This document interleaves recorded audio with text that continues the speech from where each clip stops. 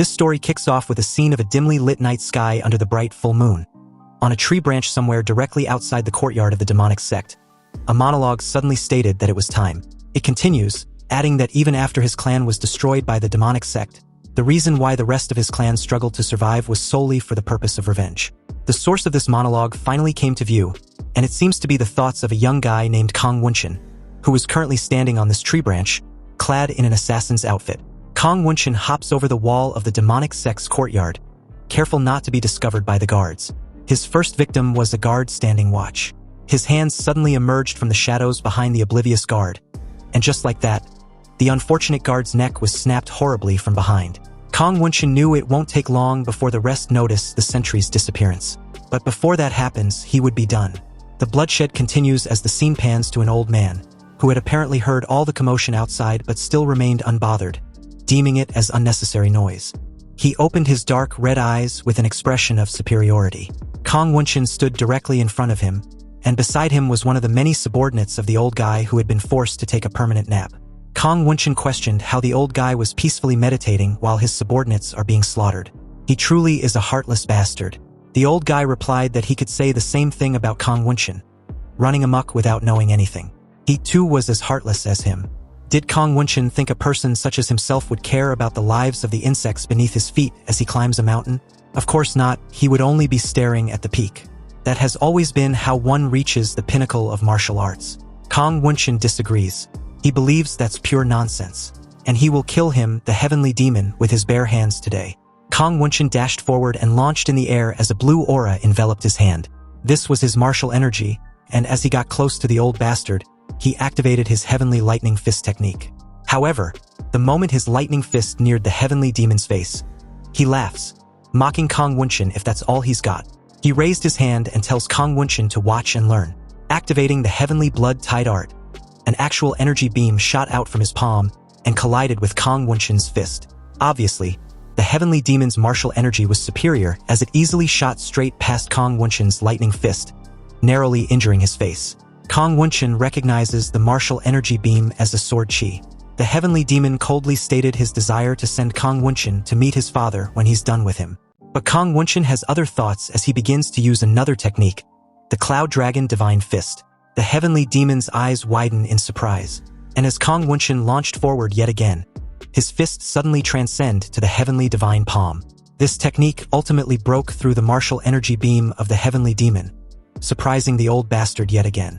He couldn't fathom how his steel tempering, which made his fist harder than steel, to lose to Kong Wunshin's bare hands.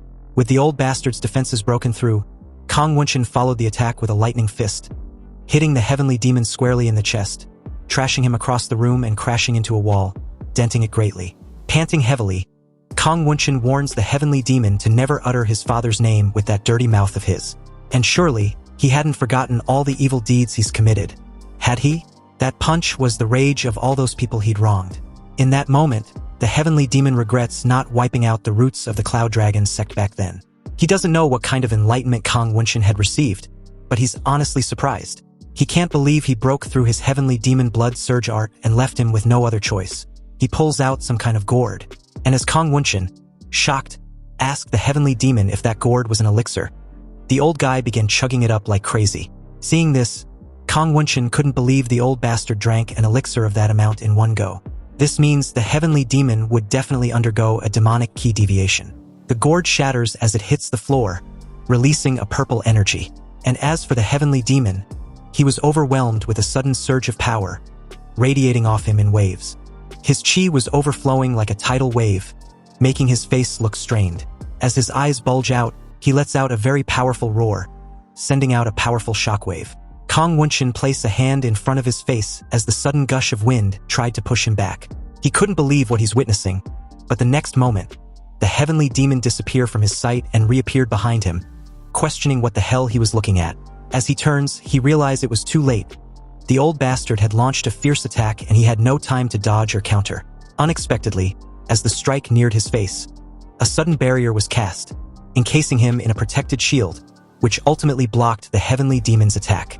Kong Wunshin, bewildered, recognized who and where the sudden barrier came from as a mysterious guy confidently entered the room. He got caught up lazing around and apologized for being late.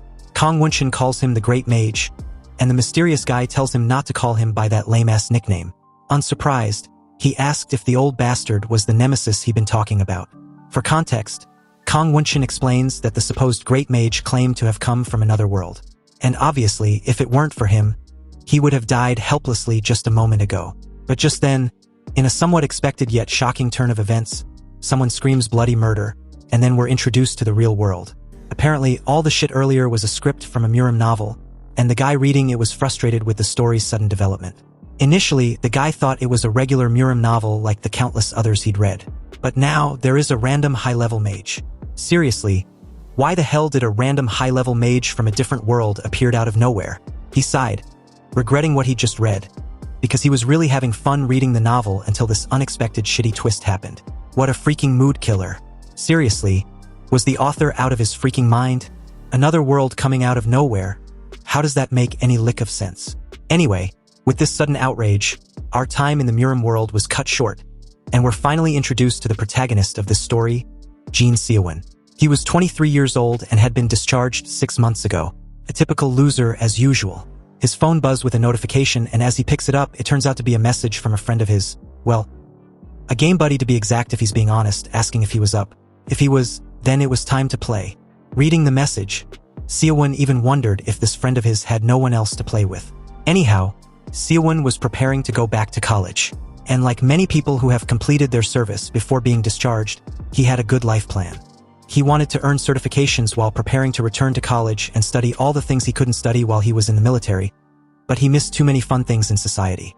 He left his room and head out. He debates on finding a part-time job since he only has a bit of money left. As a Muram novel fanatic, he spent a lot of time lost in fantasies of being the protagonist of a Muram world. He heads into a network cafe, and based on his interaction with the cashier, Seowoon was a regular. Curious, the cashier asked if Seowoon was going to play Loyal Ground again. Seowoon replied he was, and the cashier should give him 10 hours for the time being. You see, Seowoon always sunk hours into Loyal Ground, and even though it was the only game he'd played since his leave after being discharged, he also started grinding seriously, and even became a top 10 ranker in 3 months. He logs in and tells his friend to wait for him in the lobby. In addition, Seowoon had made some spare cash from the tournaments they occasionally hold in internet cafes too. The game, Loyal Ground, was a pretty simple survival game. For context, 100 players drop from a plane, collect the weapons scattered around a map, and kill each other until one person was left. It's basically a battle royale type shit. The moment they landed after the drop, Seowoon gave his friend some coordinates, notifying him of 2 guys, 250 meters from his 120. With this intel, they quickly made work of the 2 guys, killing each with a headshot that even sends a ballistic helmet flying. A while later, the kill count showed that besides Seowoon, there were only 2 other players left. Cursing, Seowoon tells his friend he was being so loud. He had already died once because of this, so why was he still yapping so much? They should just farm for now and stay alive. They also need to find the safe zone first before proceeding forward. His friend agrees, stating that he only believes in him. Seowoon again reminded the fool to pipe the fuck down. With the battle map getting smaller, the other 2 players rushed inside a ruined building. The 2 split up, and as the first guy slowly pushed a door open and entered a room, he saw a loot, a first aid kit to be precise, by the window. Seeing how the loot was still intact, the guy deduced that their enemy might not have entered this room. But of course, this was just a trap, and anybody who's played this type of shit knows full well that suspicious loot mostly scream bait. The moment the guy got distracted by the free loot, Seowoon's character, hidden in the shadows, straight up unalived the idiot. His partner at the other end heard a gunshot, and was immediately notified that his teammate was dead. He realized that their enemy was hiding inside all along. He decided to get the fuck out of there. But unfortunately for him, it was too late because the moment he bolted for the exit, he was suddenly shot in the back of the head. Being the last man standing, Seowoon was congratulated for winning the game, and his friend thanked him for carrying him. Seowoon stretched his sore muscles and tells his friend to just queue up already. He knew he should lock in and start studying tomorrow, but he kept procrastinating. In that moment, his phone buzzed with a message notification from his mother. She hopes her son was studying well. She'd also sent his academy fees and some extra money. Seowoon's mother wants her son to eat well and apologized for not sending much. Seowoon thanked his mother and stated that he was going to bed soon. Whether it was guilt or finally getting his priorities straight, Seowoon tells his friend he was not going to play anymore starting the next day. Stunned, his friend asked why. After all, Seowoon promised him they would go to a clan war together. Seowoon explained that he couldn't and would start going to an English academy tomorrow. Apparently, it was guilt. Seowoon feels guilty every time he saw these sort of texts from his mother. He's been living like this for months now, and it needs to end. As he heads back inside his apartment, he started scrolling mindlessly on his phone the moment he got into bed. He encountered an article about people with mysterious powers who had been spotted abroad. These people were calling themselves players. But just as he clicked on the article to read some more, the page suddenly got erased like it didn't exist a moment ago. Seowoon was surprised by this but didn't think much about it. He stops scrolling and decides to go to sleep. The next day, early in the morning, Seowoon got ready and heads out to the academy. On his way along some alley, his friend messaged him once more, asking for help in preparing for the clan war. Seowoon read the message and was contemplating of helping his friend in one last game when suddenly, a purple light began emanating behind him. The moment he turned, he was completely taken aback, wondering what was going on. As the purple light shone brightly towards him, enveloping him completely, Seowoon suddenly disappeared, leaving his backpack on the floor. The mysterious purple light also disappeared after that. In his unconscious state, Seowoon starts wondering what that light was. Just because he was resolved to study, his day got weird. He also wondered if he was being punished for deciding too late. As he slowly opens his eyes, he hears people speaking in a language he didn't understand, and on top of that, they were too loud. But the moment he sat up, what he saw freaked the hell out of him. He felt weirded out. People in strange costumes were fighting, performing some magic tricks, and were chatting around him. Seriously, where in the bloody hell was he? And why the fuck was there so many freaking cosplayers? But what sends Seowoon nearly over the edge of insanity was seeing two guys casting spells like it was just another Tuesday. His brain literally freezes for a moment as if it had performed a force restart. This definitely wasn't a magic trick. He got up, looked around, and tried to convince himself that he was dreaming. But the moment he spots a giant statue, he began questioning himself. Was he truly dreaming? Anyway, the moment the system detected the number of players to be exactly 100, the giant statue, which had been nothing but that, a statue, suddenly had its eyes glowing with a blue light. Seowoon heard the initialization system in his head and was, again, freaked out. So, the moment the initialization was done and the language synchronization was 100% complete, the different languages everyone was speaking suddenly turned into Korean in Seowoon's ears. A fat guy in front of him immediately got excited the moment everybody suddenly started speaking his language. Two guys to his left, who probably came from a Murim setting and were enemies of their respective sect, took on a fighting stance and was about to duel. Also, Seowoon heard Escrow, a young blonde mage on his far left, asking Chiron, another mage, if he was the one responsible for their current situation. Chiron also wanted to ask Escrow the same question the moment he saw him. Hearing this, Escrow finds Chiron to be shameless and decided not to be fooled by his words anymore. Chiron, who was clearly the opposite of Escrow in terms of looks, replied that it wasn't important whether Escrow believed him or not, since everyone was fated to kneel in front of the Demon King's power. As an archmage, Escrow promised to kill Chiron right then and there, and end the Demon King soon after. He starts summoning lightning in his hand, and uses an ability named the Escrow-style lightning to unalive Chiron from where he stood. Unexpectedly, under Escrow's surprised and confused gaze, Chiron was completely unscathed. Even Chiron was puzzled. He took the magic attack head-on, but why didn't he feel anything? With this unexpected development, Escrow was definitely sure Chiron was the one who dragged him to this mysterious place. He demanded that Chiron should tell him the truth. Hearing this, Chiron was feeling smug, and although he didn't know shit about what was going on, it wasn't like he was going to tell his nemesis the truth. Seowoon watched the entire exchange and realized that everything was too realistic to be a freaking dream. In that moment, the system also started the beginning of the game. The difficulty was set to easy, and the players only need to get to the top 90. The decided map was the King Kingdom's capital, and the rewards will be awarded to the top 10 players and higher. The system unilaterally skipped the tutorial and explained that attacks between players were neutralized in the waiting room. The King Kingdom's capital map appeared in front of Seowoon. Also, for those accessing the Cloyd Survival for the first time, it gave them a brief explanation. The Cloyd Survival game will progress for 100 years, and each day, a map they play in will get slightly more limited. If they exit the limited map, they may be subjected to great harm, so they needed to be careful. The game will continue until there is only one survivor left. And if the game finishes or they get eliminated, they will return to their original world.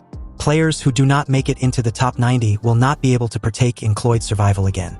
Soon, They will descend to the location they desire with the help of Ergasa's gaze, and they can obtain items at that place and use them to enter the top 90. Then, the system wishes them luck.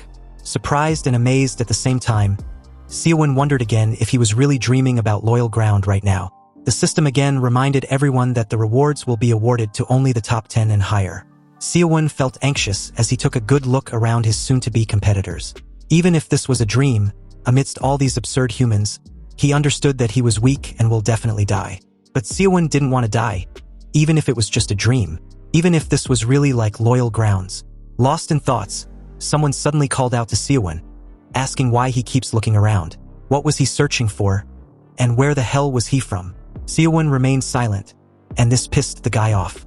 He pointed his giant sword in Seowoon's face, questioning why he was ignoring him.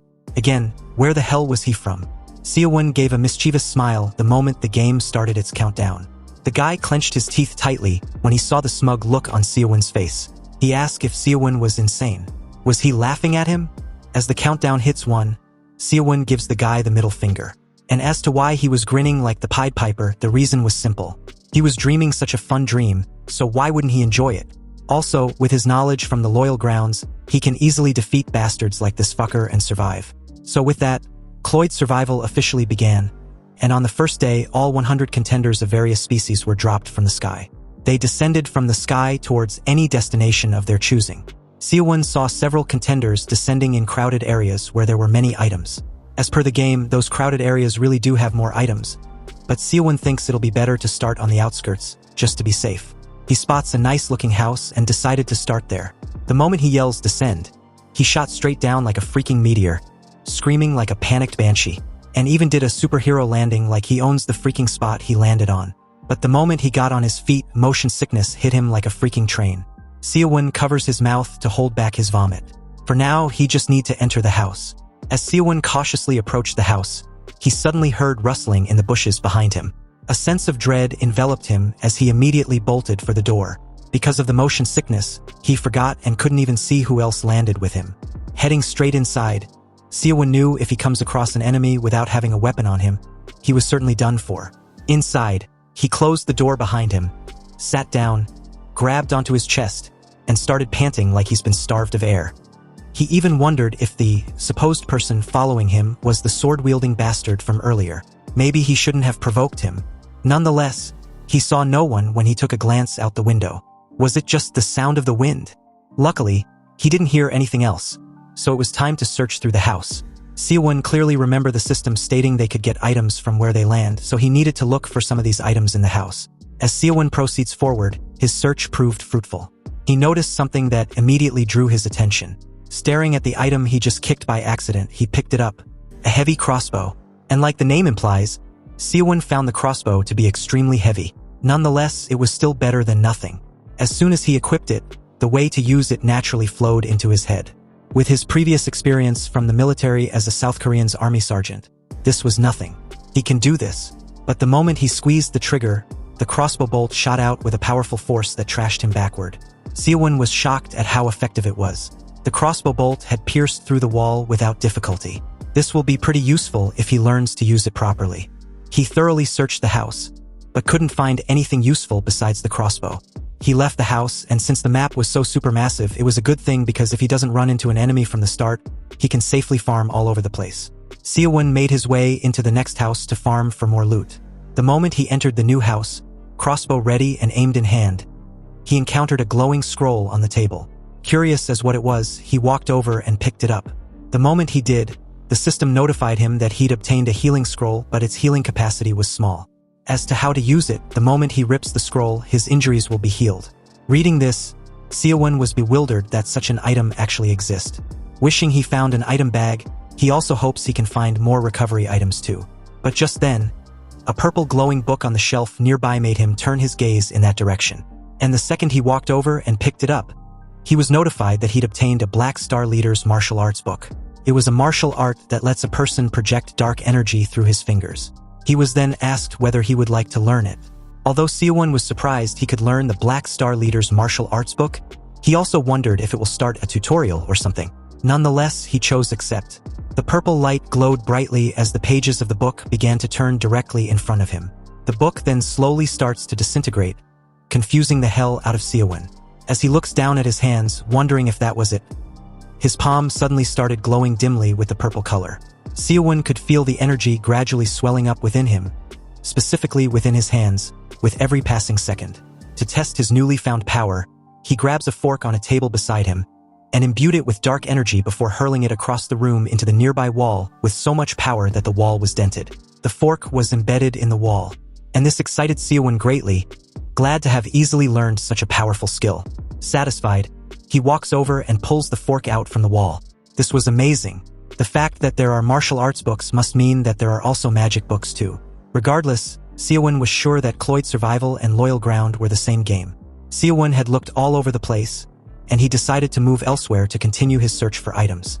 Farming until it was nightfall, Seowoon needed to quickly find a place to hide and rest. His eyes shot up when he spots a room with its lights on. The strange thing was that that room was the only one with its lights on, and the fact that the light was still on meant one of two things. Either there was a rare item hidden inside or somebody was inside the room. Steeling himself, he slowly entered the house, trying not to make a sound. He didn't know how many people landed near him, but in case there was someone in the house, the person could either be a complete pro or a complete noob. He didn't hear anything on the first floor. Seowoon wondered if the person was hiding on the second floor. He has a weapon, and if he ambushes the person with the Black Star technique, even if the person happens to be a pro, he might stand a chance. As he slowly walks up the stairs, he made sure not to make a sound. Seowoon aims his crossbow with an expressionless face, ready to eliminate anyone without a second thought. But the moment he reached the second floor and spots just the lantern in front of him, he wondered if it was a trap. There's a room right beside it, so Seowoon decided to check inside. He kicks the door wide open, revealing an empty bedroom. Seowoon looks around, and upon realizing that no one was in the room or the entire house, he dropped on his knees, a bit annoyed for putting on such a show for nothing. He was relieved too. After all, this meant there was no threat to his life. Seowoon spots a ring inside a drawer by the bedside and picks it up, wondering if it's an item too. The item was called the Ring of Strength, which increases the user's strength by 20 when equipped. Seowoon was skeptical when he read this, but the moment he puts the ring on his index finger, he immediately felt a weird sensation that freaked him out. Unexpectedly, his entire body felt lighter, and he could barely feel the weight of the crossbow now. But then it hit him, if his strength had increased by 20 times, then there was a possibility of knowing his status window. Trying different key phrases in opening his status window, it finally opened when he simply requested his info, which, to be honest, looked pretty pathetic. He was classified as a martial artist because he learned the Black Star leader's martial art. Seowoon was delighted when he compared himself to the moment he started with nothing. This progress was pretty cool, but he needed to go back to the first floor and search thoroughly for any item. With luck on his side, he found a subspace ring, which conveniently allows the user to store items in a subspace when equipped. Seowoon puts on the ring on his left middle finger, excited that he keeps on getting rings. The status window explains how to use his subspace ring, which was to grab an item he wants and just say or think of the word subspace. If he takes his other hand and touches the ring while thinking of the item he wants, he can take that specific item from the subspace. However, once the subspace was full, he cannot store any other item. Of course, Seowoon was aware of this process and even compared the similarities to an inventory from a game. He was even sure this subspace thing was what was used instead of a bag in Cloyd Survival. He opened the subspace, and although the entire experience felt strange, Seowoon spared no time putting the healing scroll inside. Now, conveniently enough, he didn't have to carry items around in a bag. But this subspace ring would be more convenient to have in real life. The items and the martial arts would be so useful if he could actually take them back to reality. Seowoon was curious as to how many people have been eliminated at this point. Looking at the system interface, he was sure there was a kill log. Luckily enough, he found it seconds after without difficulty, only to see that a single person had been eliminated. Seowoon wanted to farm until there were only 90 people left, but he was able to search houses and lucky enough to obtain a lot of hidden weapons to use alongside his Black Star martial arts. However, he thinks he's gone through all of the houses and should probably get a move on. Or maybe stay inside until it gets bright outside. The strong people he saw in the waiting room were probably striding around in the dark night. And with his level, he definitely cannot beat them right now, but if he can hide and get into the top 10, he'll be able to allocate points into good areas like he did on his first day. There will definitely be less people at night, so he should probably go check another place before the sun comes up. He had been moving constantly the moment the game started, but he hadn't been tired at all. The Ring of Strength was truly awesome. But even though his strength has increased, he could still feel hunger and thirst. Perhaps Cloyd Survival was similar to reality. Seowoon was hungry and needed to find something to eat. He had been in the outskirts since the start of the game and hadn't seen anything to eat. But he was sure there will be food in the city. According to the map, the houses he was searching for should be somewhere around where he was. But there was nothing. That's when he heard a wolf snarling not far away. Seowoon froze on the spot as the wolf moved a few distance behind him. He immediately dived into the bush nearby and hid behind a tree, scared shitless. Initially, he didn't hear anything until the wolf nearly spotted him. Seowoon cautiously took a peek from his hiding spot, realizing it was an actual werewolf. Unbeknownst to him, another werewolf suddenly appeared beside his crouching figure. Fuck! Seowoon instantly moved out of the way the moment the werewolf attacked, shattering the poor tree upon impact. The two werewolves stared at Seowoon with evident killing intent. Sweating bullets, Seowoon kept running like a headless chicken. He thought the game was a player versus player battle royale type shit. But never in a million years did he imagine there would be actual monsters in the mix. If he knew something like this was roaming around, he would have just stayed put. He was still a ranker in name, so his current situation would be so embarrassing if he died to a mob. In that moment, Seowoon was lucky to spot a house a few distance away. This gave him the needed boost to bolt inside with the little energy he had left. Inside, he closed the door, sat down while he kept panting like his heart was being ripped out from his chest. But then he heard the two werewolves snarling outside. It seems shit was about to get real because they were heading his way. As they got closer, Seowoon desperately wondered what he should do in this situation. He slightly creaks the door open and silently observed the two werewolves directly outside the house. Seowoon figured out that the two werewolves had already caught on to his scent. And judging by how they keep sniffing around, they wouldn't leave and would keep searching for his scent. Then it wouldn't take long till they eventually find his location. If that's the case, then he would attack them first. He readied his crossbow and aimed directly through the tiny space. And as soon as the target lined up, he fired the shot through the tiny doorway into the woods, piercing one of the werewolves directly in its skull. It fell to the ground and died shortly after, disappearing into thin air. Thanks to the Ring of Strength, Seowoon can use the crossbow with just one hand. Now, he just needed to deal with the other one. After reloading, Seowoon turned to search for the other werewolf, only to be surprised when it stood directly at the doorway. It smashed through the door and nicked Seowoon's cheek with its claws in the process. Seowoon turned in horror as the werewolf barged straight through the door like an enraged beast. Fuck, this is bad. Seowoon raised his crossbow and fired decisively, but the werewolf raised its arm and blocked it. Seowoon drops the crossbow as the werewolf launched towards him. In that split second, Seowoon wondered if this was how he would get eliminated. But then his survival instinct kicked in. No, not yet. Resolved, Seowoon opened and pulled out a freaking spoon from his subspace. Then activating his black star of martial arts, he imbued the spoon with purple energy and all the strength he could muster in that moment. He hurled it towards the beast. The werewolves inside were torn open as a massive hole was created with ease. The spoon also embedded itself in the wall behind, and Seowoon straight up scoffed at the absurdity of losing to an inferior species, a mere underling. But as it starts to disappear, his adrenaline finally wears off and relief wash over him. He thought he was a goner. Seowoon falls to his knees, thanking God that he'd stashed the spoon from before.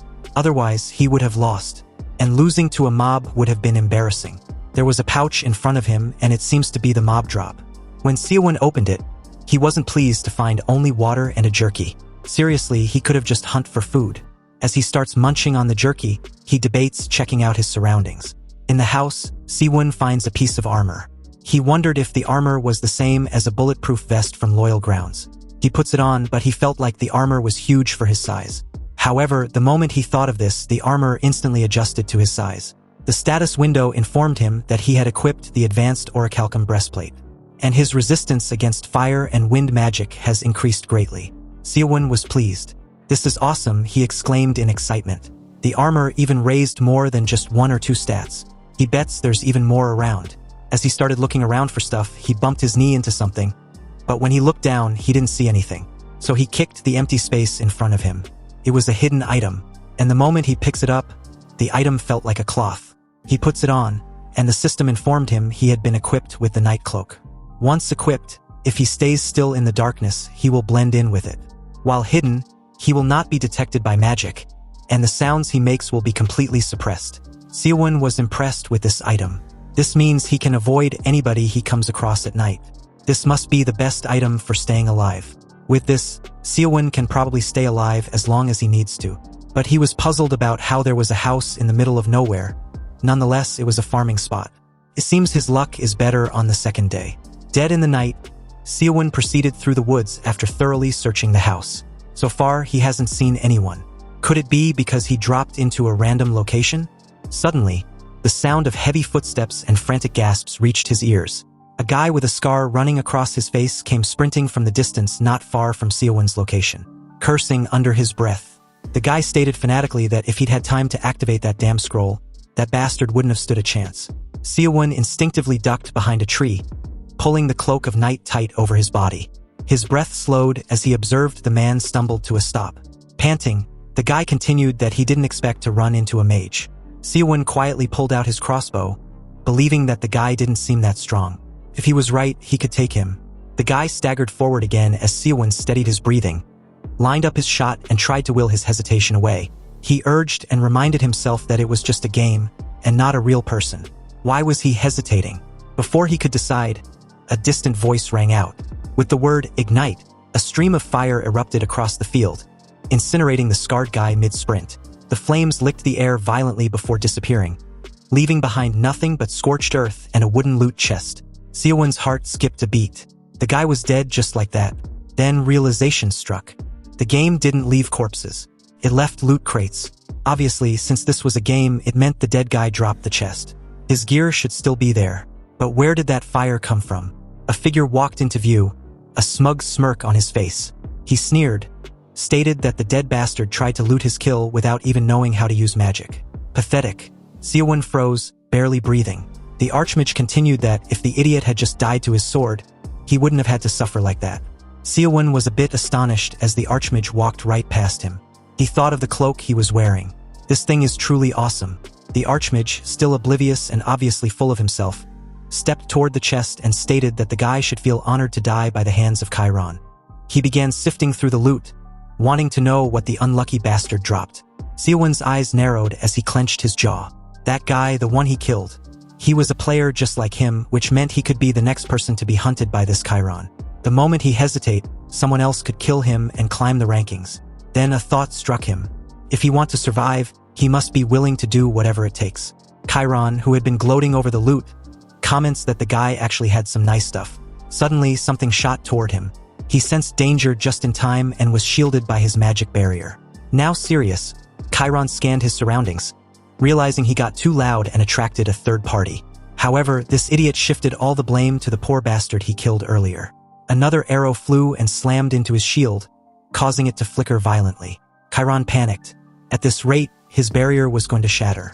He called Seowoon a coward, trying to antagonize him to reveal himself and fight him fairly. Yet another arrow pierced the air, this one hitting from his flank. Chiron turned just in time to see his shield disintegrate into shards of energy. Cursing, he questioned where the hell was Seowoon. Seowoon remained hidden, drawing another arrow silently. Chiron, desperate, launched a wild burst of fire magic toward the trees. But it was too late. An arrow embedded itself deep into his forehead. The flames fizzled in his throat as his body collapsed backward. The last sound he made was a gurgle of disbelief. Seowoon was relieved to have won. Karen's body dissolved into a loot chest. Seowoon jogged over. If anyone saw that fire spell and comes to investigate, he will be screwed. So he better farm as fast as possible and bounce. The moment he popped the chest open, a system message appeared. Seowoon received healing gauntlets, shared healing scroll, escrow's pendant, which was a solid gold necklace that identifies the wearer as a mage of the escrow guild. Seowoon picked up the pendant and examined it. Realizing it had no actual attributes, he deemed it to be trash. Nonetheless, he needed to stash it for now. Then something else caught his eye in the other loot chest, the circle's stone. It allows the user to inscribe a ring around their heart, enabling the use of magic. Once used, a person can learn magic from that ring. Seowoon was baffled. He could become a mage just like that. He recalled what the previous player had yelled right before he died. If only he had time to use the item. An apprentice bastard like Chiron wouldn't have stood a chance. Now everything made sense, and that's why that poor guy was so frustrated. Seowoon held the stone in his hand, smirking. He promised to put the item to good use in the guy's stead. He shoved the rest of the items into his subspace. He planned to stash everything into his inventory and check it all later in a safer spot. He slipped away, eyes scanning the horizon. He needed to find a place to activate this circle stone. Eventually, he arrived at a small town which looked safe enough. He entered one of the many rooms, sat down and pulled the stone out. A prompt appeared, asking if he wished to use the circle stone. Seowoon confirmed that he does. Then another notification followed, warning him that using the circle stone will render him immobile for 3 hours. He will be unable to take any action during that time, and may also experience mild pain during the engraving process. Suddenly, an intense wave of pain surged through him. He had to suppress the urge to scream and endure absolute agony for the next 3 hours. Seowoon lay sprawled out on the floor, wincing. Mild pain his ass. He thought he was going to die. He groaned as he sat up. From what he'd endured, learning martial arts was a breeze compared to magic. He calls for his status window, and as it pops up, his eyes widened. His attributes had improved significantly, and it looks like he can actually have a dual class and a mana stats. Seowoon decided to check the player count. He figured that, since he killed 2 people recently, the total number of survivors must have gone down. Curious, he checks the current player count and was shocked. The number had dropped drastically, only 45 out of 100 remain. He stares at the screen, wondering how it was even possible. One name dominates the kill feed, Nam Sagwong. Apparently, this person is wiping out nearly everyone. We're then taken to a flashback from a few hours earlier. A man stands perched on a treetop, gazing down at others like a predator. He licks his lips as he locks onto his next target. Despite his intimidating size, the man below stumbles over a rock and falls. An oddly comical moment given the tension. The target turns and pleaded desperately. He only wants to make it into the top 90. Without a word, Sagwong raised his hand, reached out calmly as the man continued to beg for mercy. Then, with a horrifying motion, he crushes the man's head like it was nothing. As the lifeless body drops, Sagwong doesn't even bother with the loot. He simply wanted to use this kill to send a message, and for everyone to remember his name, Nam Sagwong. Back in the present, Cloyd Survival was in day 3. Seowoon receives a system notification and stares at the number of players that had died in a single night. One thought lingers in his mind. He seriously hopes he never run into Sagwong. He then reflects that if things continue at this pace, he might actually have a shot at making it into the top 10. Before the game started, they'd announced a special reward for reaching that rank. And now he's starting to wonder what it could be. His first guess was money or rare items. But what if it's something even crazier? What if the reward is the ability to bring the skills and items from this world back into the real one? He sighs, reminding himself that there's a lunatic killer on the loose outside, and here he is daydreaming. He needs to stay focused, wrap things up, and get moving soon. Still, he can't ignore the energy he feels pulsing inside him now. It's like something new has awakened. Is this what mana feels like? He wonders. He recalls that during his looting spree, he also picked up a spell book, the Magic Book of Windball. It allows the user to create wind-based spheres, and the number he can summon scales with his magical power. Excited, he accepts the prompt to learn the spell. The book instantly vanished. Confused at first, he wondered if that was it. But then he realized that the knowledge of the spell was being directly implanted into his mind. He raises his hand and begins chanting in the style of escrow magic, channeling mana into his palm. As he focuses, 4 tiny wind balls materialize around him. At first glance, he's unimpressed. They don't look all that powerful. He gestures to flick them away, and the moment they drift back and hit the wall, they explode in a massive blast behind him. Seowoon's eyes widen. He exclaims that the spell is way stronger than it looks. This is definitely going to be useful. But then fatigue hits him hard. Suddenly he feels drained. Apparently, that's the cost of using magic, he mutters. As time passed, a restricted zone began to appear on Seowoon's map, and the grid started to shrink. He decided to keep farming while staying close to the edges of the safe zone.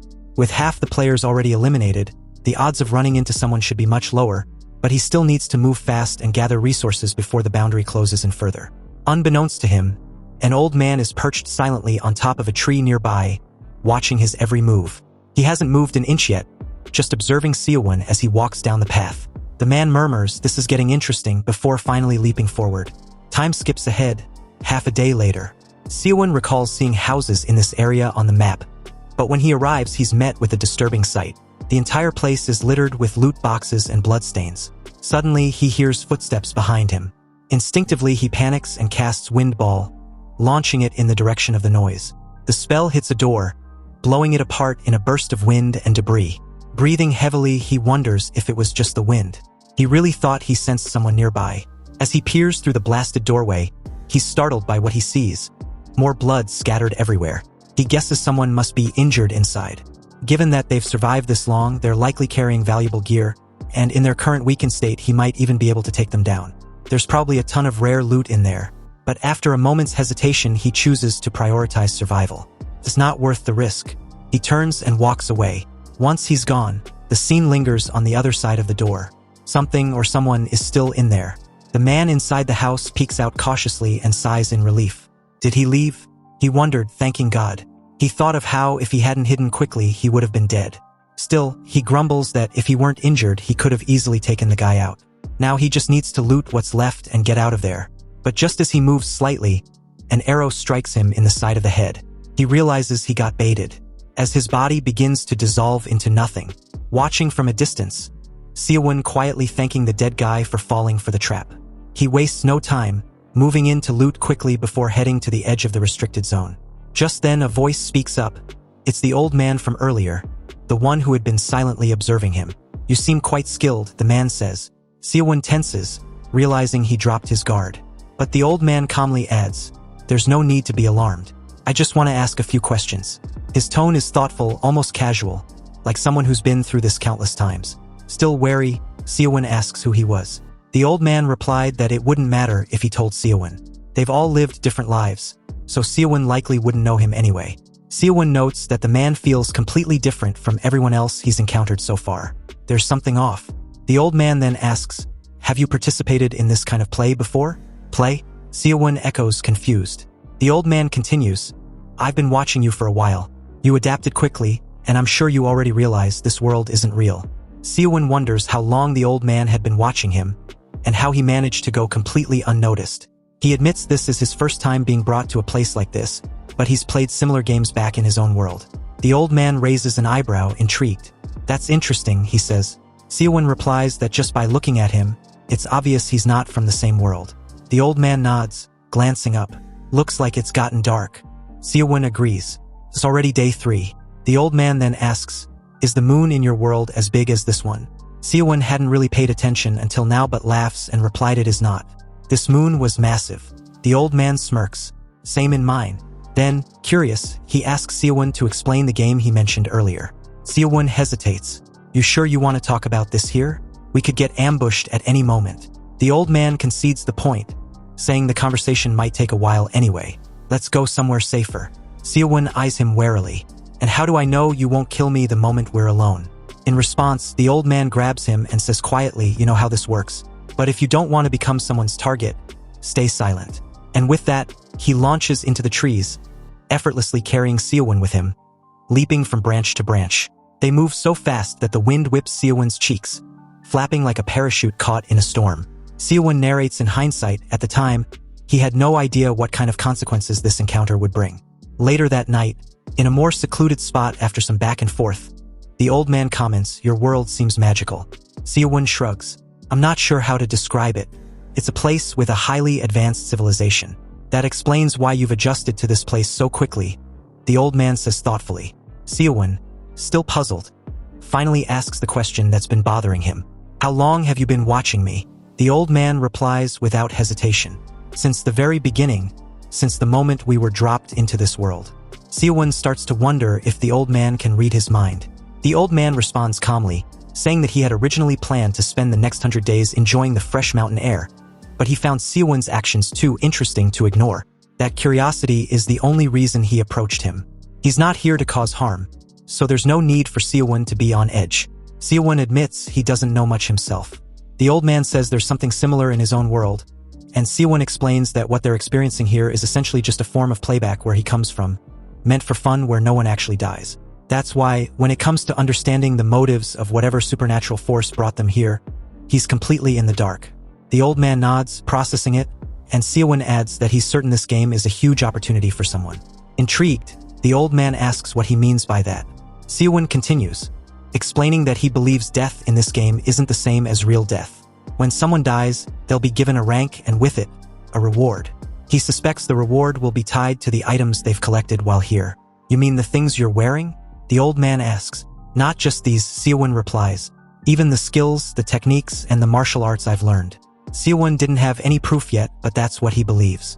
The old man muses aloud, saying that magic really is fascinating. So you think this is truly an opportunity? Seowoon responds, maybe not for someone like you, but for people struggling in the real world, people who feel stuck, these powers could completely change their lives. The old man glances at him quietly, then asks, and what makes you think my life is without struggle? Seowoon tells the old man that he seems like a martial arts master, someone who probably has followers and respect back in his world.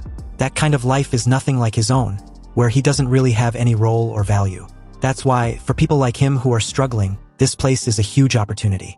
The old man bursts out laughing, loud and carefree, saying Seowoon sure knows how to say some interesting things. Seowoon quickly tells him to keep it down. The old man then points out that Seowoon keeps waving his hand in the air and asks what he's doing. Seowoon realizes he must not know how to open the system map, so he explains it to him. In return, the old man shares stories from his own world. They swap knowledge, tricks, and insights until before they know it, morning arrives. The old man gently taps the ground with his foot, acknowledging the new day. Looks like I've taken up too much of your time, he says, letting go of Seowoon and setting him down. But Seowoon reassures him, not at all. Honestly, being around you might be the safest option I've got. He adds that he enjoyed listening to the old man's stories. The old man smiles and says that, after learning so much about this game from Seowoon, he feels like he should offer something in return. Seowoon, without hesitation, asks if it would be possible to learn some of his martial arts. He says he truly wants to survive until the end, and for that, he'll need help. The old man studies him for a moment, then replies, it's not impossible. Seowoon's eyes light up with hope, but the old man adds a warning. You'd need to be ready for the worst. Seowoon frowns. What do you mean? Death, the old man says bluntly. To grow outside the normal path, you have to pay a heavy price. Are you prepared for that? Seowoon responds, I know I'm repeating myself, but people don't actually die here. The old man pauses, then nods thoughtfully. If that's true, then perhaps that method could work after all. Would it make me stronger? Seowoon asks. At the very least, the old man replies, it's worth a try. Seowoon asks what he should do first. The old man steps closer and places a palm on his head, closing his eyes to sense his energy.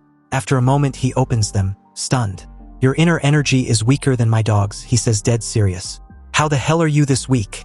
Seowoon reminds him that there's no such thing as martial arts or inner energy in his world. The old man just nods and tells him to sit in the lotus position. He's still holding Seowoon's head like a basketball and calmly warns, you're going to feel pain like you're dying, but you won't be able to move. Seowoon, already tense, asks, and what am I supposed to do? Endure it, the old man says. If you can't, you'll die. As the old man begins transferring his chi, Seowoon feels all his senses spike. Every breeze against his skin feels like razor blades. Even breathing hurts, as if the air itself is poisoned. It's like someone laced his body with pure agony. He can even hear ants crawling through the grass. Suddenly, a searing pain shoots through his lower dantian and rises upward. He screams as beams of energy burst from his mouth and eyes. Drenched in sweat, he begins to panic. Is this how I die? Then, in an instant, everything around him feels frozen. In that stillness, something begins to implant itself inside his body. Some kind of energy core passed from the old man. In reality, he's just trembling and drenched in sweat. A moment later, the old man calmly says, it's done. Seowoon immediately lurches forward, fighting the urge to vomit, then gives in and throws up. The old man looks at him with approval. If you manage to endure that, your body isn't bad. You've got natural potential. Once I fix your energy flow, you'll feel the difference. Seowoon, still shaky, asks, what do I have to do now? The old man reminds him, didn't you say you wanted to become strong as fast as possible? Seowoon confirms that he does want to become stronger, and the old man nods. He explains that he has temporarily pushed Seowoon's soul slightly out of alignment and opened an inspiratory gate in that space. Normally, people are only able to absorb the world's energy or chi through breathing. But now, with this new gate, Seowoon can absorb a different, more specialized form of energy beyond just breath. Seowoon asks, so what exactly has changed? The old man replies, every person is made up of the mind, body, and soul, and those three are bound together by life chi. He then asks Seowoon to guess what happens to that life chi when a person dies. Seowoon thinks for a moment and says, it disappears? The old man shakes his head. Wrong. To illustrate what the old man is implying, an image of a water droplet resting on a leaf came to view. As it falls, the old man continues, explaining that life chi doesn't vanish. It disperses. Just like how water spreads out when it hits the ground, life chi diffuses into the environment when a person dies. It's absorbed back into nature, becoming part of the life cycle once more. But he adds, some people view this natural process as a waste. There are those who go so far as to kill, intentionally harvesting the life chi of others. However, those who pursue that path live in a constant state of imbalance. Sooner or later, the disharmony between their yin and yang causes them to lose their martial abilities, or worse, die. The technique the old man just passed on to Seowoon is different. It allows him to absorb scattered life ki like those individuals, but without disturbing his internal balance. With it, Seowoon can gradually increase his inner energy, drawing power from what others leave behind. Seowoon asks, half joking, if the old man just handed him a guaranteed death sentence. The old man chuckles and explains that Seowoon's case is different.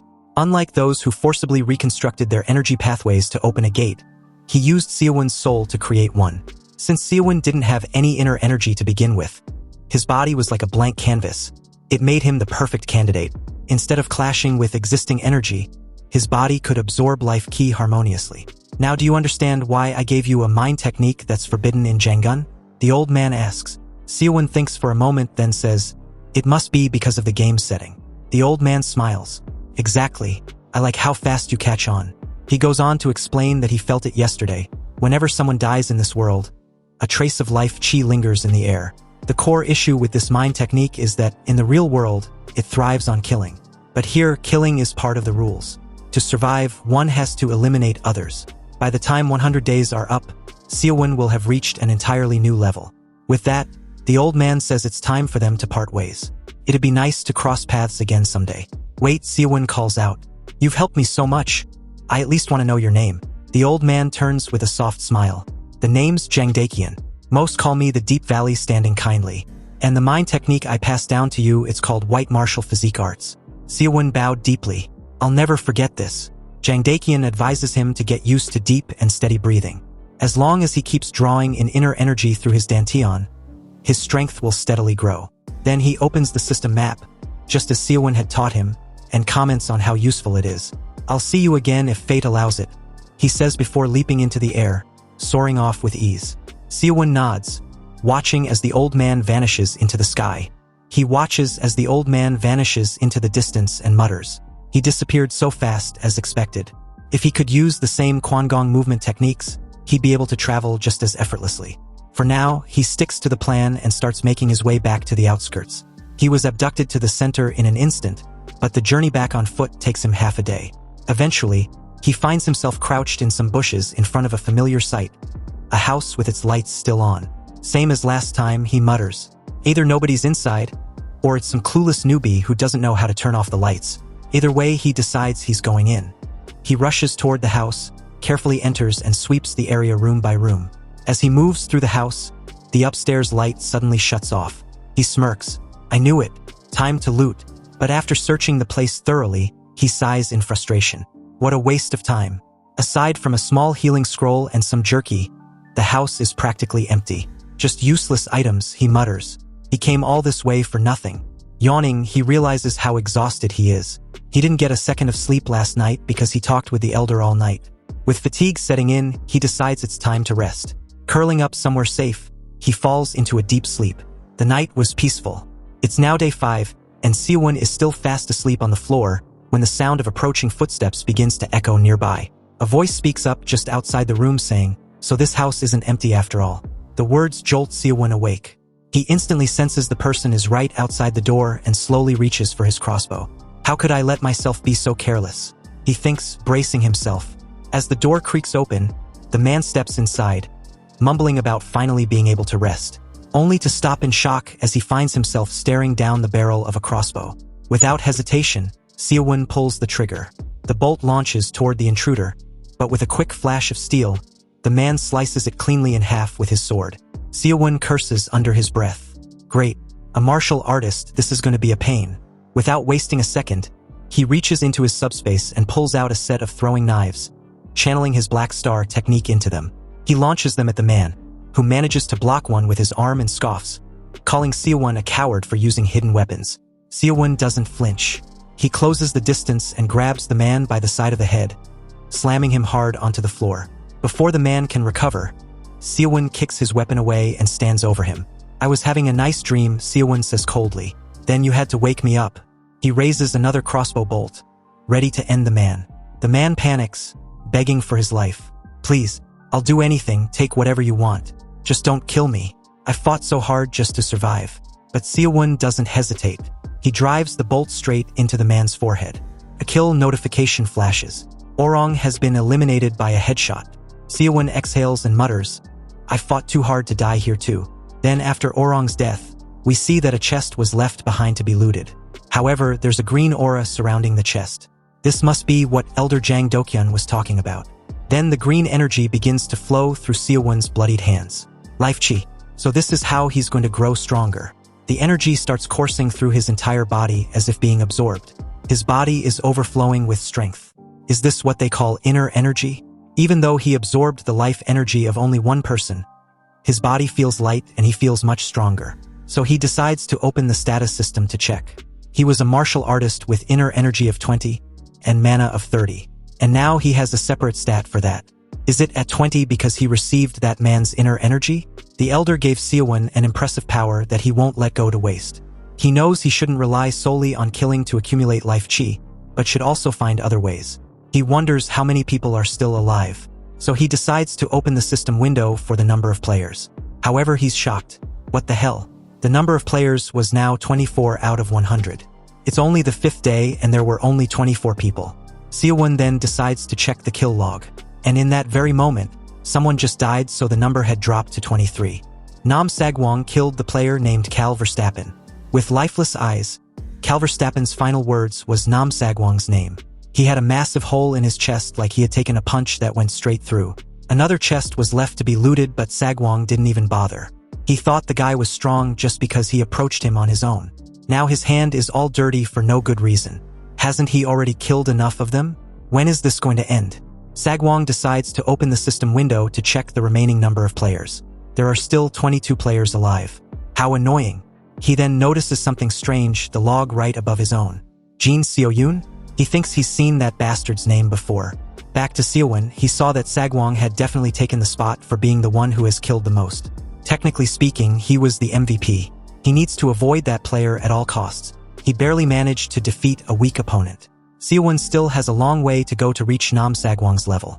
He needs to finish farming before the restricted zone gets smaller. From Orang's chest, the only good thing he got was a refined troll's potion. The rest were useless items. Then again, if Orang had an elixir or something truly valuable, he probably wouldn't have died so easily. After that, Seowoon decided to hide and survive until the number of players dropped further. A week later, Seowoon encountered another werewolf, and apparently that was his meal. Seowoon realizes how lucky he was at the start of the game. He didn't manage to loot much because he spent most of the time hiding, and the equipment he got was all trash.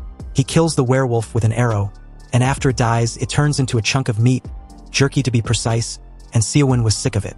Anyway, Seowoon had always stayed in the forest near the borders of the restricted zone, so he had never run into any player. On the 12th day in Cloyd Survival, only 20 players remain. Seowoon kept staring at what seems to be a barrier. He tried passing through it but ends up hurting himself. He figures he probably won't even be able to move inside there. For an entire week, the kill log only showed Nam Sagwon killing everyone. Seems like the rest, including him, was hiding and playing it safe. In that moment, Seowoon hears a thunderous noise not far from his location. He then sees a massive cloud of smoke, and it looks like there's a big fight going on over there. Panting heavily, Nam Sagwon asked who the players teaming up against him were. Apparently, a group of players had gathered with a common goal, which was to kill Sagwon. They believe he had no way of winning against them in a united front. Nam Sagwon should just die quietly. This group of mismatched players were made up of warriors, samurais, barbarians, and mages. Hearing this, Sagwon gave a devilish smile. So all of you teamed up just to take down one guy. Well, I guess I should be thankful. This saves me the trouble of hunting each of you down one after the other. If these players were ready to kill him, he was certain they're also prepared to face the same fate, right? With an intimidating look, he delivers a threat. He's going to make sure everyone here understands what that really means. In an instant, he leaps into the sky, rising above all his enemies. Then he dives toward one of them, placing his hand on the person's head. Using sheer brute strength, he crushes the guy's head. The rest cursed, stunned to see Sagwon kill a player with one strike. How the hell did that bastard manage to pull that off? The mage screams. Now it's 2, then 3, then 4. He starts killing them one by one, severing limbs, slashing open stomachs, decapitating heads. This wasn't a battle but a one-sided massacre. The kill log made that very clear. Sagwong was like a bloodthirsty demon, insatiable and relentless. Nam Sagwong was destined to win the game, unless something completely unexpected happens. Seowoon was in shock as he sees the death notifications. There were at least 9 deaths in just a matter of seconds. That bastard, he's insane. 9 kills at once? Seriously? Sagwong must definitely be using some kind of cheat. With his face covered in blood, Sagwong stated that the group was nothing. Just a bunch of weaklings who teamed up with other weaklings. Cursing, he then stated that the smell of their blood was disgusting. They should have died without putting up a fight. He doesn't understand why they even scream. Several chests were left untouched, and near them, a mage's staff was covered in blood. Sagwong decided to find a place to wash himself off. He then walks away without a backward glance at the loot. As night falls, the loot were still in the same spot, untouched. Someone approaches and decides to take the staff. This is Elizabeth's gear, Escrow stated with a pain expression. He then swears in the name of Escrow to avenge Elizabeth. Now, with only 11 people left, Seowoon believes he can hold out just a little longer. He'll make it into the top 10. But after witnessing the chaos earlier, if he wants to survive against a raid boss like that, he needs to get some really good items. Seowoon spotted a mansion, and was sure that by tomorrow morning, the mansion will be outside the safe zone. It's the last spot for a decent farming opportunity, so he decides to sneak into the mansion quietly. As he cautiously entered, he was surprised to see how extravagant the mansion really was. With marble statues, plenty of space, it's likely to have some incredible loot. He spots a guard royal's armor, but Seowoon's strength was insufficient. With 110 of strength required, he was asked if he wishes to take the item. Seowoon already knew carrying the royal's armor would only get in his way. After all, his strength was only 30. What bad luck. He figures there must be more there. Then on a bookshelf he spots 2 glowing items. An elixir that boosts inner energy with a duration of 3 hours. Did Seowoon wish to take it? An elixir? If he uses this, could he really gain inner energy without absorbing life energy? This mansion was turning out to be a real treasure trove. Seowoon also acquired a secret technique named the Unstoppable Fist. Seowoon was amazed to have gotten a martial arts manual. But just like with the Circle Stone's ability, he'll have to sit somewhere for 3 hours to absorb it. While searching for more loot, he notices something unusual. A wine cellar? There's probably something inside. But before he can check, a massive explosion goes off. He quickly realizes the fire is heading straight toward him. He narrowly escapes by jumping out of the nearest window. What the hell was that? Where did all that fire come from? Shit, he starts running for his life. He throws himself into a bush near the house. He was sure no one had followed him here. He could not comprehend what was happening. When he raised his head up, he saw someone who he recognized from the waiting room. It was Escrow. The mage was the one using the fire magic. He told his opponent that he didn't expect him to survive his explosion. It seems like it wasn't luck that the brat was able to take out all those people. While in the air, Escrow told Sagwong that he will remember his name. Sagwong asked him to stop spouting nonsense. He told Escrow that he is nothing special once he shuts his fucking mouth. He asked him to not waste his time spewing bullshit and come at him. Escrow smiled and called Sagwong an impudent brat. He was interested in seeing how long Sagwong can keep running his mouth. Sagwong replied that he was also interested in seeing this. Seowoon was surprised to see that the person who went on a killing spree was just a kid. Sagwong took on a fighting stance and readied himself as Escrow just stares at him like an insignificant worm that got stuck at the bottom of his boots. Seowoon remained inside the bush and had no intention of leaving at the moment. He wanted to see how this battle was going to end. Escrow raised his staff and referred to himself as the Master of Spells. He used a spell known as Escrow-style lightning to draw lightning from the sky. He ordered the lightning to strike. The moment he said this, a huge amount of lightning got fired at Sagwong. The boy managed to dodge the attack. Escrow fired more lightning at him. He asked him about how long he plans on dodging his attacks. He asked Sagwong to face him the same way he faced Elizabeth. While dodging his attacks, Sagwong admits that Escrow is skilled. He had never seen anyone like the mage even in Zhongyuan. Some of Escrow's skills sent shivers down his spine. Escrow was annoyed to see Sagwong dodging his attacks. He called him a rat bastard. He let go of his staff and raised his hand to summon a large amount of lightning. He told Sagwong that he will end him with this attack. He fired a spell known as Lightning Storm at the boy. Lightning was fired at Sagwong from different directions. The boy was shocked to see the attack.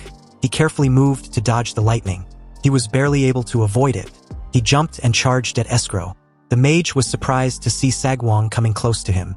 The boy gathered his energy into his palm when he got close to Escrow. The mage told him that his attack will not be enough to break his barrier. He swung his staff at Sagwong and asked him to die. Sagwong was surprised to feel the power of the staff. He disappeared in front of Escrow. The mage was shocked to see this. He realized that Sagwong used an illusion to escape. As Escrow looked around, rain began to fall. Seowoon was surprised to see this. He wondered if it was raining because of Escrow's magic. This was insane to him. He could not believe that the mage almost killed Sagwong, and he could even change the weather. Since he was not able to sense his presence, Escrow deduced that Sagwong had run quite far away. He screamed at the top of his voice and promised Sagwong that he will catch and kill him. While breathing heavily, Sagwong ran through the forest. He acknowledged the fact that he was defeated by Escrow. He promised not to let Escrow walk out unharmed the next time they meet. He told himself that he will be the one to kill Escrow. He decided to fall back and recover his energy for now. Escrow looked around for Sagwong, but he eventually came down and disappeared. Thanks to his cloak, Escrow did not see Seowoon. He was fortunate enough to live to see another day. Seowoon knew that Sagwong and Escrow won't come here again for a while. He looked around the rubble for something. He quickly found what he was looking for. Seowoon found the cellar from earlier. He wondered if there was something important inside or if it was a dungeon with treasures. When he opened the door, he found some stairs that went really deep inside. Seowoon decided to go inside because it didn't look like any other person had been there before. He took out a lantern from his subspace. He was relieved to see that the lantern he took from the house he was farming in yesterday was useful. When Seowoon arrived inside the room, he found a large amount of food inside. He could not believe that it was just a food cellar. Seowoon was quite disappointed. He could not believe that there was a food cellar in this place when there is not even enough places to farm. Seowoon wondered about what he should do. He realized that he has only eaten tasteless jerky ever since he got here. An hour later, we see Seowoon lying on the ground after filling himself up with food. He was quite satisfied. He felt like the dish would have been perfect if he had white rice. He decided to start consuming the elixir. He recalled that he had a martial arts manual. He took out the manual of the unstoppable fist. The system revealed to him that a man named Manhwa developed this technique in his later years. With a lifetime of martial arts combat experience, Manhwa poured his heart and soul into creating an unbeatable martial arts. However, with a record of 1429 matches and 1429 losses, Manhwa lived his life as a laughingstock. His martial arts was lost because he had no disciples. Seowoon was annoyed to see that he picked up something like this. He decided to think about it later and focus on the elixir. He took it out of his subspace. He hesitated a bit because of the pain he experienced when he activated the circle stone. He eventually drank it because he kept thinking about getting stronger. The moment he did this, he could feel his dantian filling up with inner energy. The amount of energy he absorbed earlier could not be compared to this. He began to sweat heavily and his movements became dull. Seowoon realized that he really won't be able to move for 3 hours. 3 hours later, we see Seowoon breathing heavily. He fell to the ground. He could not believe that it was tiring for him to stay still for 3 hours. Seowoon did not expect that he would spend an entire week in a forest and even survive during a clash between an archmage and Sagwong. He was extremely proud of himself. Due to the events that took place, Seowoon was quite tired. He fell asleep on the ground. The next day, his lantern went out and the 13th day of Cloyd Survival began. Seowoon came out of the cellar when he woke up. He realized that the mansion was now near the restricted zone like he predicted. He called out to the player count to see the status of the game. There were now 10 survivors left. This means that someone died. Seowoon was surprised to see the person that died. It was Zhang Duqian. The elder killed himself. Seowoon could not believe that he did this. He wondered if the elder tried some absurd training method just because there was no risk involved. Duqian's chest was left in a cave. Seowoon could not think of any reason why the elder would kill himself apart from this. Seowoon was relieved that he entered the top 10, but he did not like the fact that he got there like this. It left a bad taste in his mouth. While thinking, Seowoon noticed that a part of his cloak was outside the barrier. He realized that the map was already shrinking. He didn't want to die from being caught in the restricted zone. He decided to get away from this area quickly. As Seowoon ran through the forest, he told himself that he will continue the strategy that kept him alive all this time. For someone like him who has no skills, this was the best way to climb higher. While he was running, he turned around when he sensed something. Someone fired an attack at him. Seowoon was able to dodge the attack, but it sent him flying. He was shocked to see the powerful attack. He wondered about where it came from. He realized that there is a mage who can summon such a powerful fireball. He quickly turned around. He was shocked to see Escrow. The mage sensed someone through his detection spell. He thought it was Sagwong. He did not expect it to be a new face. Seowoon realized that he was caught up using his newfound inner energy to move quickly, and ended up running into Escrow. He could not believe that he made such a stupid mistake. Escrow asked him if he knows where someone named Sagwong is. He told Seowoon that he will die if he doesn't give him the answer he wants. While he was talking, we see someone hiding behind a tree. The person smiled when he heard what Escrow said. The person turned out to be Sagwong. Seowoon pointed his crossbow at Escrow. He told the mage that he doesn't know what he is talking about since they just met. He told him that it is impossible for him to know where Sagwong is. Escrow told Seowoon that he looks like someone from a similar region as Sagwong. He told him that he will die here. Immediately he said this. Sagwong charged at him from above. He attacked Escrow when he got close to him. Fortunately for Escrow, his shield blocked the attack. He quickly turned around. He did not expect that someone was hiding behind him. With a smile on his face, Sagwong told Escrow that he is already fully recovered. He asked him if he doesn't lack mana. Seowoon was shocked to see Sagwong. He did not know where he came from. Sagwong clenched his fist and said that he will finish things with his attack. His attack destroyed Escrow's shield, but his hand was not able to reach the mage. Escrow asked Sagwong if he believes that a simple attack like this can defeat him. The moment he said this, he felt a large amount of pain. With a smile on his face, Sagwong asked the mage if he has ever heard of enhanced energy. Arm energy is a martial arts under enhanced energy. It is so rare that barely anyone mastered it. Sagwong did not think that he would have to use it in this world. He covered his arm with his energy and used it to pierce through Escrow's throat. Sagwong revealed to the mage that this is his first time showing it in this world. He asked him to be honored. Immediately as he said this, he took out his hand from Escrow's throat. The mage coughed out some blood. Sagwong was relieved to see that Escrow will no longer be able to cast his annoying spells. He told Escrow that making it into the top 5 would have been easy for him. He told him that meeting him will be his greatest regret. Seowoon quickly wore his cloak. He was relieved to see that Sagwong came. He decided to run away while Sagwong was fighting Escrow. Before he could do anything, he heard Sagwong ask the mage to die. The moment he said this, he stabbed Escrow in the stomach. He stabbed him again in his shoulder. The mage coughed out a large amount of blood. As Seowoon watched the invincible archmage get utterly destroyed by Sagwong, what came to his mind wasn't the fear of Sagwong or pity for Escrow. It was a thought that preceded everything else. Seowoon wondered about how powerful he will become if he absorbs their life chi. After stabbing the mage multiple times, Sagwong let him go. He asked Escrow to tell him where his cocky nature went to. He asked him if he has any last words before he dies. He quickly realized that Escrow cannot speak. The moment he said this, Escrow referred to him as the man who killed his most beloved apprentice, whose name is Elizabeth. Sagwong was surprised to hear the mage talking inside his head. Escrow told Sagwong that he regretted not stopping Elizabeth when she was kicked out of the academy and not recognized by the Crane sect just because she is a woman. Sagwong told Escrow that there is no way he wouldn't have noticed if he killed a woman. He told the mage that Elizabeth must have looked no different from a man. Escrow smiled and told Sagwong that he can finally shut his filthy mouth. Sagwong asked him about what he means. Immediately he said this. Seowoon saw something shocking. He saw something coming from the sky. It was a huge meteor. Seowoon could not believe his eyes. Sagwong was also shocked to see the meteor.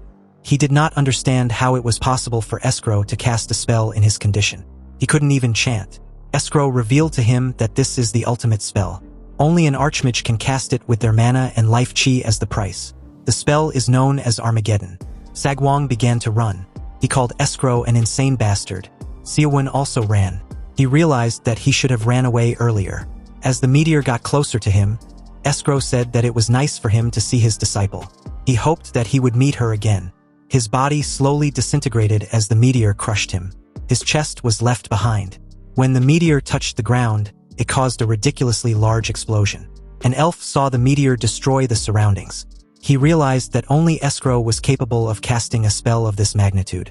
The scene shifts and we see Seowoon lying on the ground. He was covered in blood. He told himself that he should have ran out of there when he got the chance. He said that it is all because of Escrow's life chi. He opened his subspace. He said that he cannot die like this, fortunately for him. He got a lot of healing scrolls for a situation like this. He used his teeth to tear the scroll. He slowly regained his energy. Seowoon realized that he would have never been able to escape if he hadn't drank the elixir. While breathing heavily, he tore another healing scroll. Even though he already healed himself, he was still in pain. After using numerous healing scrolls, Seowoon was able to get up. He could not believe that he used up all the healing scrolls he had. He quickly opened the player count. He saw that Sagwong took out Escrow. Seowoon was surprised to see that the mage really died. He wanted to take his life chi. He wondered why there was no kill log to show Sagwong's death. Seowoon realized that the vicious monster might still be alive. While he was thinking, he heard someone call out for help. He moved towards the direction of the sound he heard. When he pushed some leaves away, he saw someone asking for help. Seowoon was shocked to see who it is. It was Sagwong. The boy was holding a healing scroll in his mouth. He was heavily injured. He had even lost his arms. Sagwong didn't want to die like this. Seowoon was not really surprised to see how injured he was. He knew that it would have been difficult for Sagwong to dodge a meteor aimed at him. He noticed that Sagwong can't use the healing scrolls because of how injured he was. While he was thinking, Sagwong saw him. The boy begged Seowoon to assist him in tearing the scroll. Seowoon asked him if he is Sagwong. The boy became shocked. Seowoon explained to Sagwong that he always wondered about the kind of gear he used to get so strong whenever his name pops up on the kill log. He told Sagwong that he was certain that he will win the game. He did not expect to see Sagwong in this state. Sagwong promised Seowoon that he will make him the winner if he helps him this one time. He assured him that it will be easy for him to make him a winner. He asked Seowoon if he really believes that he can win this game alone by killing him. Seowoon took out a sword from his subspace. He believed that he will be the strongest if he kills Sagwong and takes his life chi and items. He raised his sword and smiled at Sagwong. The boy asked him to wait. He told Seowoon that he doesn't know the amount of strong players that are in this game. He revealed to Seowoon that he doesn't have many items. He told him that his martial arts weren't learned here. Seowoon believed that Sagwong should at least know the name of the person who is about to kill him. He introduced himself to Sagwong. Sagwong promised Seowoon that he will never forget his name even if he dies like this. The moment he said this, Seowoon stabbed him in the head. Due to the fact that Sagwong looks like a young boy, Seowoon felt guilty about killing him. Immediately he thought of this. He felt something. He felt Sagwong's life chi. Seowoon was shocked to feel the enormous amount of life chi that Sagwong had. He referred to the boy as a human elixir. He could feel an immense surge of inner energy filling him. While he was absorbing the energy, other players received alerts that there are only 8 players left. The players were informed that Seowoon killed Sagwong with a long sword. An elf who happens to be an archer said that the foxes will run rampant now that the tiger is dead. Seowoon was still very shocked to feel Sagwong's energy. He realized that he could face anyone with his current power. He decided to check Sagwong's chest. Seowoon hoped that someone as strong as Sagwong still search for items. He knew that his mood will be ruined if he doesn't see anything inside the chest. When he opened the chest, a green light shined on him. Seowoon was shocked to see the items in the chest. He found some rings in the chest. He got a ring called Kaiser's Ring, which greatly raises his agility. A blue ring called Dreamer's Ring, which greatly raises his strength. Seowoon got a ring known as Galen's Ring, which greatly raises his stamina. The 4th ring is Tokar's Ring, which greatly raises his magic resistance. The 5th ring was also another Toka's Ring. Seowoon could not believe that Sagwong only farmed rare items. He was annoyed when he remembered that Sagwong acted like he wasn't using any items. Seowoon quickly opened his status window. He saw that his strength was now at 70. His stamina was also at 70. His agility was at 75 and his magic resistance was at 90. Seowoon could not believe his eyes. He believed that he could win with these stats, aside from the rings. There was also a variety of martial arts manuals, but they were all things that Seowoon couldn't learn immediately. He needed to fulfill certain conditions before learning them. While looking at his status window, Seowoon felt something. He felt someone's presence. The moment he turned around, someone activated his escrow-style fire and used a spell known as Strike to shoot a large amount of fire at Seowoon. The mage watched Seowoon as he burned. He told Seowoon that he shouldn't have let his guard down just because he is farming. Since Seowoon fell for this level of ambush, the mage believed that he defeated Sagwong by luck. The moment he thought of this, Seowoon asked him about who he is. The man was shocked to see Seowoon talking to him. He could not believe that his fire spell didn't do anything. Seowoon told the man that he saw something flash at him. Seowoon now had a magic resistance of 90. This level of magic was nothing more than a petty trick. Seowoon slowly walked up to the man. The man asked him to stay back. He asked him to tell him what he is planning to do. He told Seowoon that he will hit him with a stronger spell if he takes another step. He raised his staff and activated his escrow-style fire again. He gathered fire at the tip of his staff. Seowoon told him that his attack won't do much to him. The man fired his attack at Seowoon with a spell known as Explosion. Seowoon simply stood there and took the attack head-on. It didn't do anything to him. He clenched his fist and used the first chapter of the Unstoppable Fist to attack the mage. The attack is known as the Piercing Fist. Seowoon gave the mage a heavy blow in his chest. The mage spat out some blood when he received the attack. He was sent flying. He slammed his back on a tree.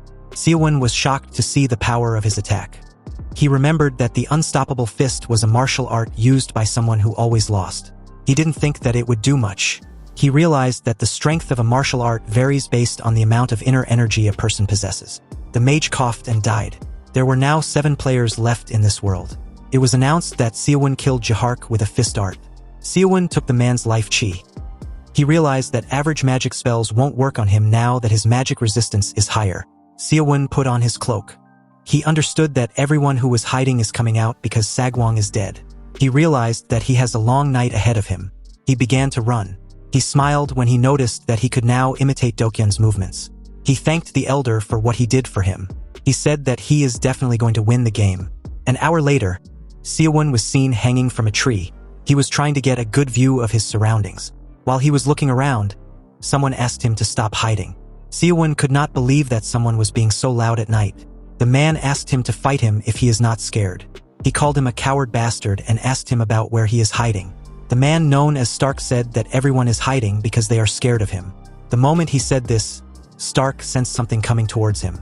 He raised his sword and used it to block an arrow. He said that this is a stupid move. He asked Seowoon to come out and have a fight with him like a real man. Seowoon did not expect to see an arrow. He wondered about who fired it at the man.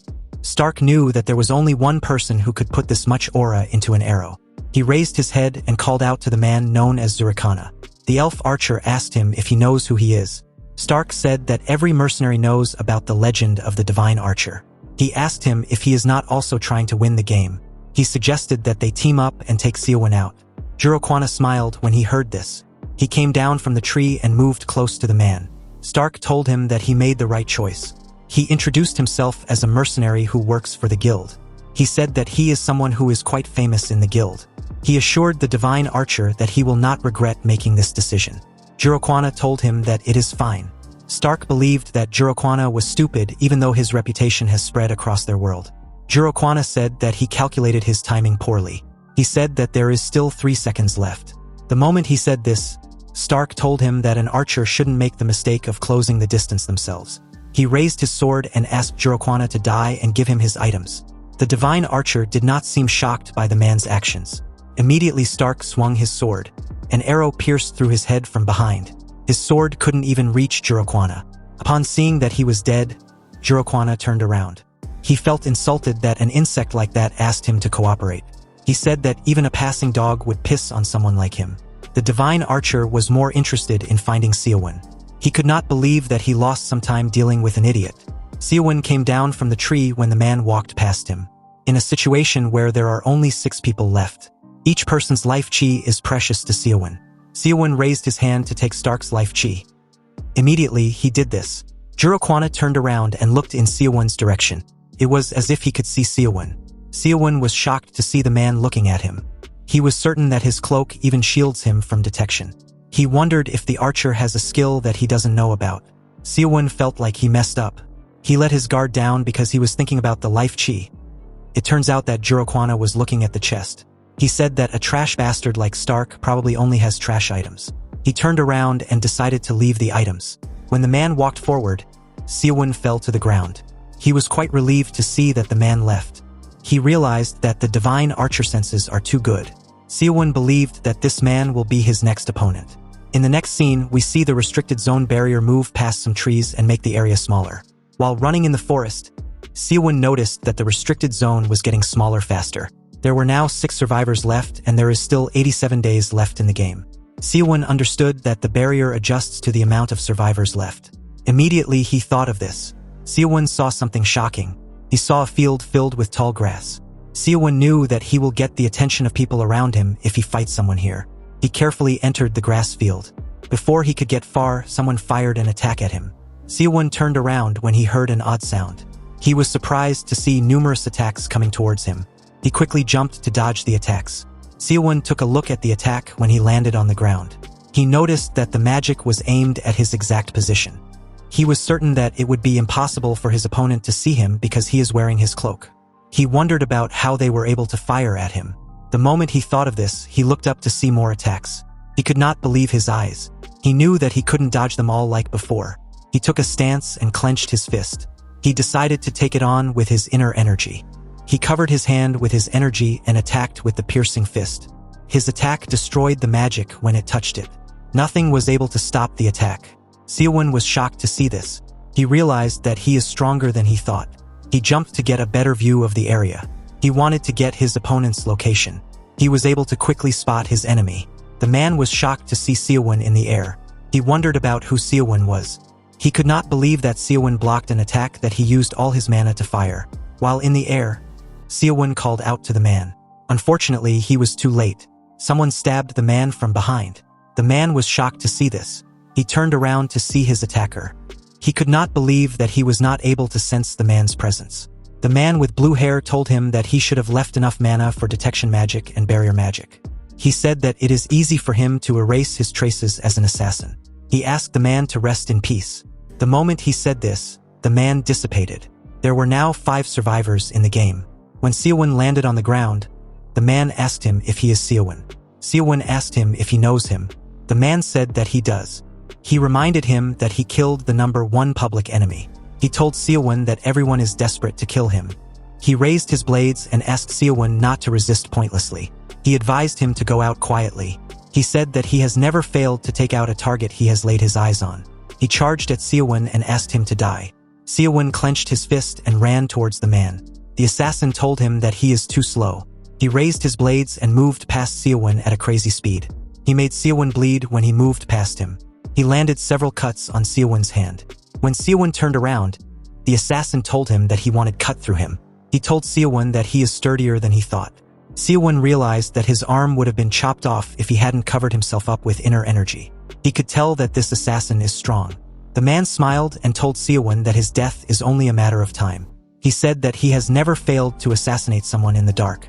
Seowoon didn't know what to do. He had faced mages until now. He didn't know how to handle an assassin. The moment he thought of this, Seowoon realized something. The man raised his blades and told Seowoon that he will end him now. Immediately he said this. He vanished right in front of Seowoon. Seowoon was surprised to see this. The man reappeared next to him and used his sword to tear Seowoon apart. To his surprise, Seowoon's body disappeared in front of him. Seowoon told the man that his stealth skills are quite remarkable. The assassin was shocked to hear his voice in the air. He asked Seowoon about where he is. Seowoon told him that his stealth skills are nothing compared to his cloak. He grabbed the man's hands and held him down. He explained to him that he can follow the movement of someone at his level by tracking his energy. The assassin called Seowoon a coward for attacking him from behind. Seowoon reminded him that he said that he will end him.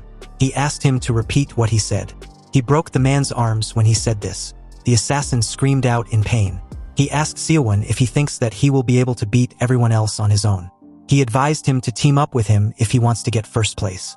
Seowoon pushed his hand into the assassin's body and destroyed his heart. The assassin spat out a large amount of blood and died. There were now 4 survivors left in this world. The system announced that Seowoon killed Tamirin with fist arts. Seowoon took the life chi of the 2 men and secured the healing scrolls they dropped. He wanted to farm quickly and get out of there because of the commotion they caused. Seowoon found a martial arts manual in Tamirin's chest. He found it odd that the assassin was carrying something that didn't suit him at all. The martial arts manual is known as the Shadow Clone Manual. It is a martial art that allows Seowoon to create clones of himself that can fight. The number of clones depends on his internal energy. The system asks Seowoon if he wants to learn it. Seowoon accepted the offer. The manual slowly disappeared. Seowoon was relieved to see that the assassin didn't know how to use inner energy. If he was able to learn this and use it well, it would have been difficult for Seowoon to kill him. The other man had a grimoire called Carmen's Eyes in his chest. It is the highest tier detection spell that is supposed to look through any stealth skill. Seowoon's magic circle was too low to learn the skill. Seowoon now understood how the man was able to find him even though he wore his cloak. While he was looking through the grimoire, someone fired an arrow at him from behind. Seowoon unknowingly bent his head a bit. The arrow scratched his face. He was surprised to see the arrow.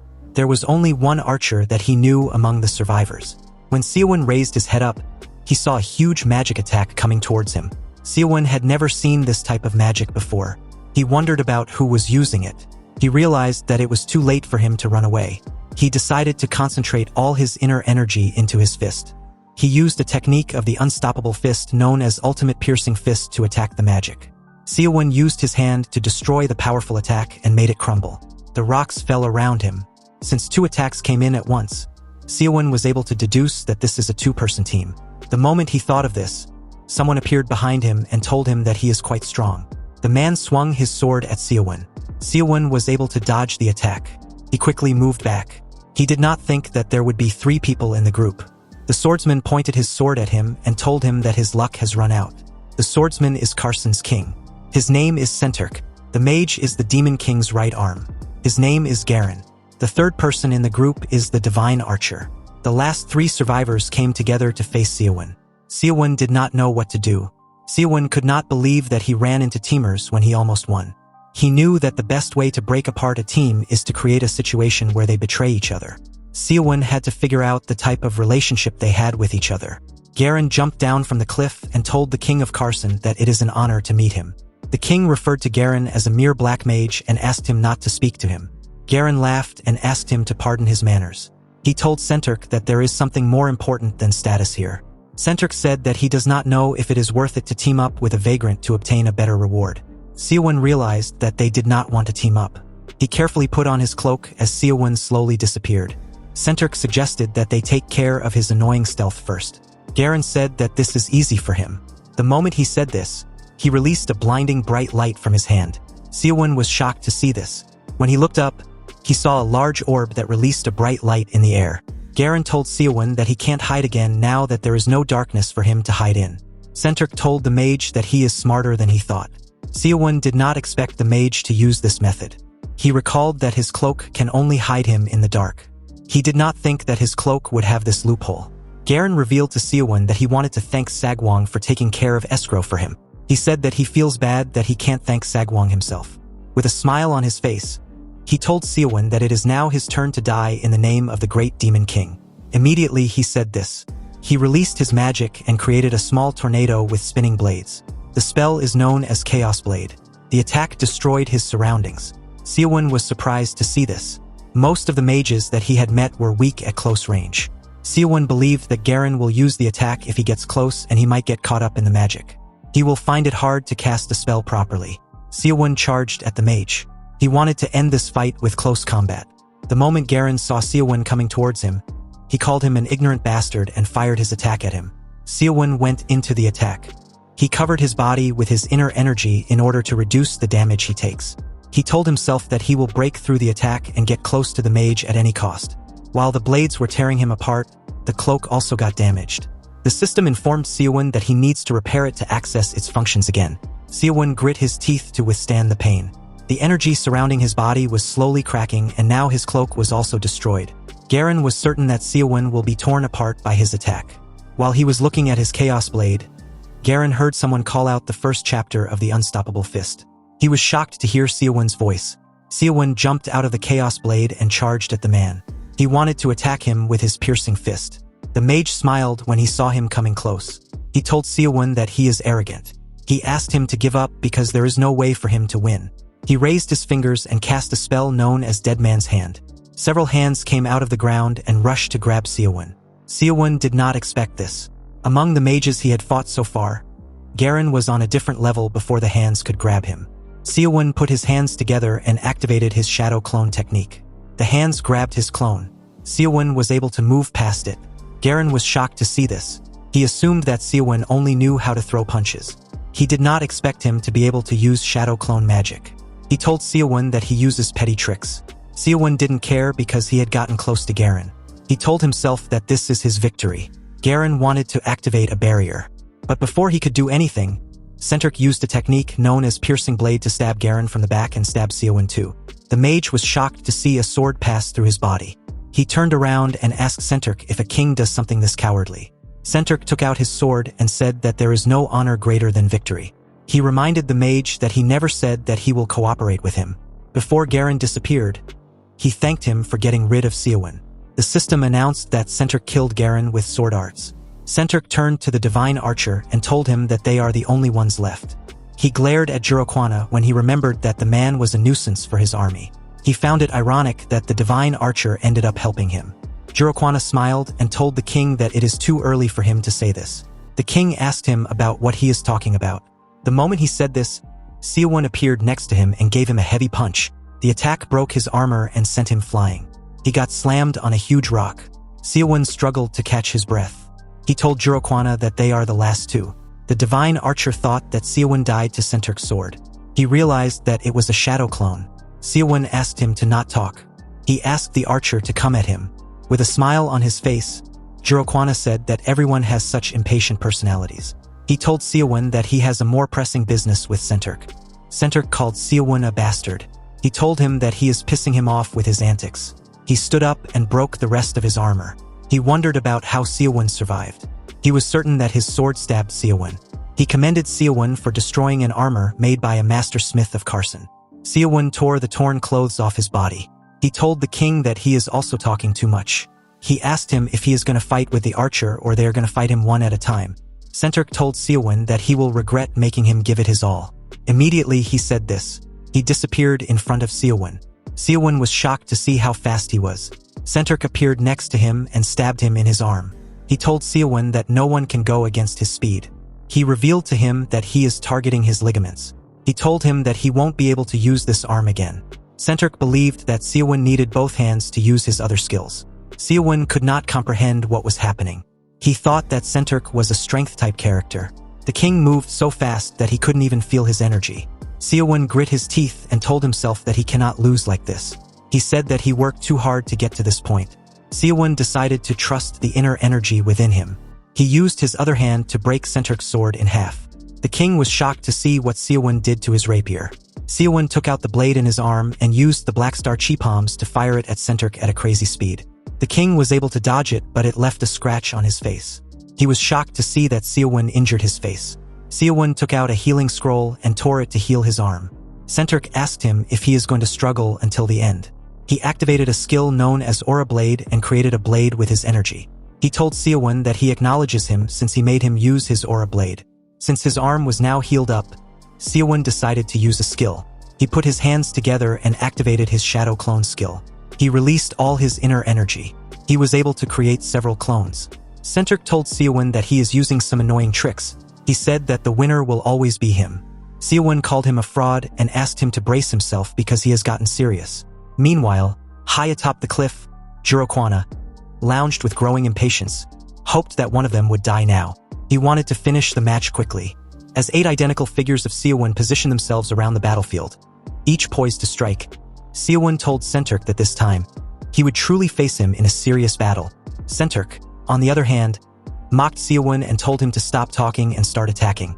But in Senterk's thoughts, he only had a maximum of 2 minutes for his Aura Blade to work and needed to finish Seowoon within that time frame. Seowoon also thought that his internal energy was almost depleted, so he needed this battle to end as well. Without a second thought, Seowoon launched an attack at Senterk. As Seowoon used his technique to multiply himself, Senterk was unfazed and used his Aura Blade to attack Seowoon. But then, the real Seowoon suddenly appeared behind Senterk and attacked his back using his palm technique. Senterk tried to retaliate and slash Seowoon while calling him a sneaky bastard. After slashing, he couldn't believe that he couldn't feel anything, realizing he had hit a clone again.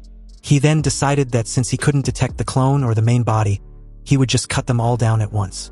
Suddenly, before he could execute his plan, a solid punch from Seowoon hit his face hard, making him spit out some blood. Blood scattered through the air as his head nearly twisted from Seowoon's punch. At the same time, he tried to find Seowoon's real body and successfully spotted it. Seowoon then arrogantly asked Senterk how his punch tasted. He continued talking, telling Senterk that it would be better to stop looking for his main body. Senterk, on the other hand, was shocked that Seowoon knew what he was trying to do. While his clones continued attacking Centric, Seowoon revealed that Centric would never be able to tell the difference between the clones, as all the clones made from his spirit illusion steps could attack just like the real body. Seowoon then used the technique Severing Fist as two clones attacked simultaneously. Centric dodged the attack as Seowoon's kick landed on the ground. Centric then countered the attack and used his piercing aura blade technique, aiming at the clones that had just attacked him. The attack was so fierce that it emitted a golden aura as it struck the two clones, erasing them from existence. As the clones began to fade away from the attack, Centric muttered to himself that the clones' durability was terrible.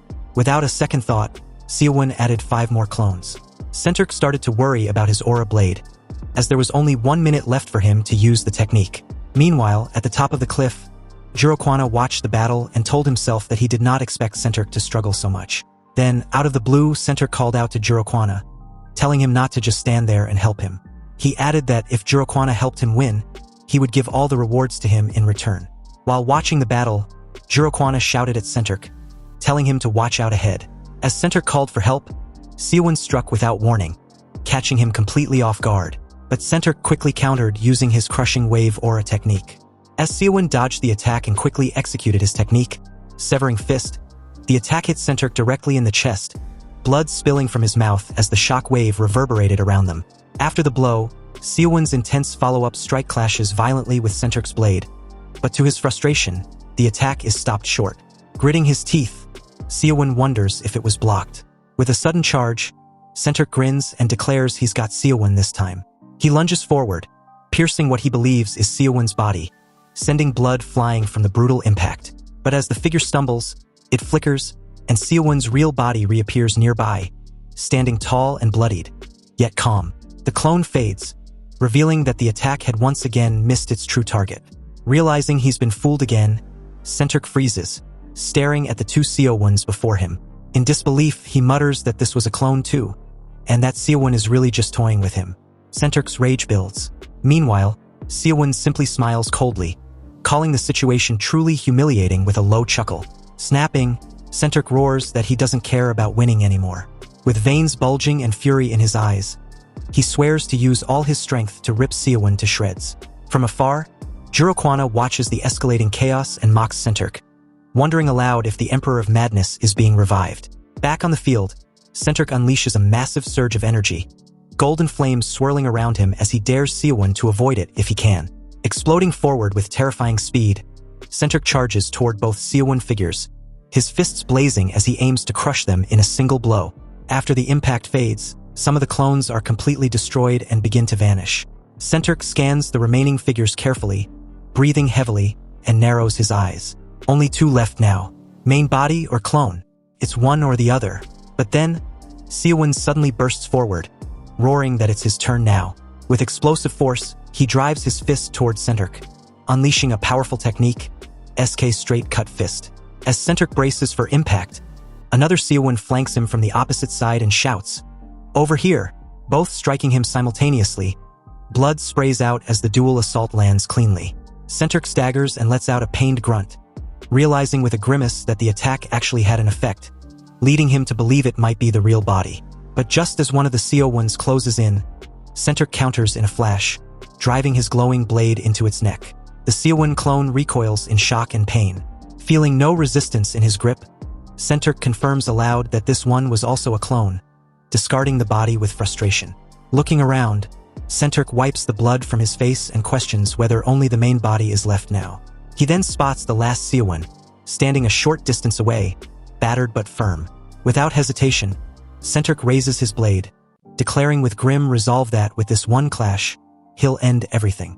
Seowoon narrows his eyes and shifts into stance, readying himself for Centric's final attack. And then, with a final charge, both warriors dash at full speed toward one another, ready for a decisive all-or-nothing blow. With fierce momentum, Seowoon and Centric collide midair, their attacks clashing in a burst of light and force, fists and blades striking at the exact same moment. Standing back on the ground, Centric smirks and compliments Seowoon, admitting he's quite skilled even when fighting unarmed. Then, his expression sharpens, intense and aggressive. He roars, daring Seowoon to block his next move and activates his finishing technique, Aura Blade, Lightning Form.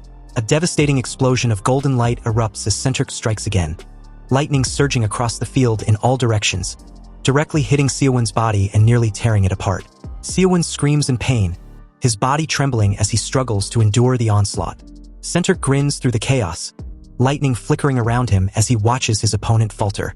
Seowon is hurled backward by the sheer force, slamming into the ground with such impact that the earth cracks beneath him, his torso visibly cut open. Desperate and injured, Seowon gasps and tries to reason with Centric, shouting that if this continues, only Jurokwana will benefit. But instead of mercy, Centric drives his blade straight into Seowon's chest. Blood bursts from Seowon's mouth as the powerful strike lands with brutal force. In that instant, Centric groans in pain as something shifts. His grip falters and the aura blade begins to flicker and fade. Finally, his fingers loosen around the hilt of his weapon and the glow of lightning vanishes, signaling the beginning of a turning point in the battle. With heavy breaths and a blood-soaked body, Centric stands victorious over Seowon's corpse. He mutters that he barely managed to finish within the aura's duration. Still panting, he reflects that if he had been even a moment late, he would have been completely finished. But then, a pause. Something feels off. Turning his back, he grips his sword tightly, sensing that something is strange. A moment later, dread creeps in as he realizes something isn't right. There was no impact in his hand during the final blow. Suddenly, his eyes widen in horror. A brutal strike bursts from behind, catching him completely off guard. Seowon, very much alive, erupts in a counterattack that splits Centric open with overwhelming force. A system message confirms the result. Seowon defeats Centric, killed by strength. Standing near the fallen chest, Seowon notes that if he hadn't drained Centric's stamina using his clones, things could have gone the other way. As green energy flows into his body, Seowon evaluates the vitality gained from Centric. He notices that it isn't as much as Nam Sagwang's, but it's still a large amount.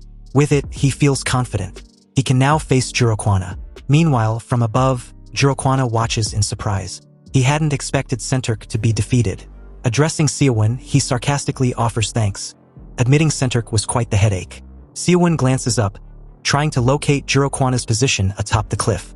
Jurokwana draws his bow and declares that the king's competitive nature drove him to invest everything into Seowon. He adds that Seowon, who gave everything in return, will also die by his hand. He vows to personally honor Seowon's struggle. Then, with incredible speed and force, Jurokwana launches a glowing blue arrow straight at Seowon. The projectile tears through the air, causing Seowon to flinch and brace himself as it races toward him. Startled by the attack's speed and power, Seowon barely reacts in time. He watches the blue arrow shoot toward him with terrifying momentum. As the glowing blue arrow speeds toward him, Seowon suddenly activates his movement skill, immeasurable steps. His body splits into multiple afterimages, dashing forward at blinding speed to dodge the incoming attack while ascending the hill where Jurokwana is standing. Seeing the illusions, Jurokwana narrows his eyes and recognizes the technique, calling it that troublesome doppelganger move once again. Jurokwana then smirks, as if he already knows how to counter Seowon's cloning technique. He fires another powerful shot with his bow. Then, with ruthless precision, the arrow pierces one of the Seowon figures. Blood erupts violently from the real Seowon's left leg. His body twists midair in pain, confirming the attack hit its mark. The real Seowon tumbles backward, crashing hard down the cliffside. Once Jurokwana confirms that he's safe, he descends towards Seowon's collapsed body. He lands with a light step, ready to finish the job. Approaching confidently, Jurokwana states that he'll have to make sure Seowon can't escape. Meanwhile, Seowon lies wounded and helpless on the ground, yelling in desperation, "No!" As Jurokwana draws his bow again, the arrow pierces straight through Seowon's hand, making him cry out in pain. Another arrow strikes his left hand, causing blood to gush out as he grits his teeth. Shouting furiously, Seowon demands to know how Jurokwana figured out which one was the real body so quickly. His eyes burn with disbelief. With a faint smile, Jurokwana answers casually, "It was just a gut feeling."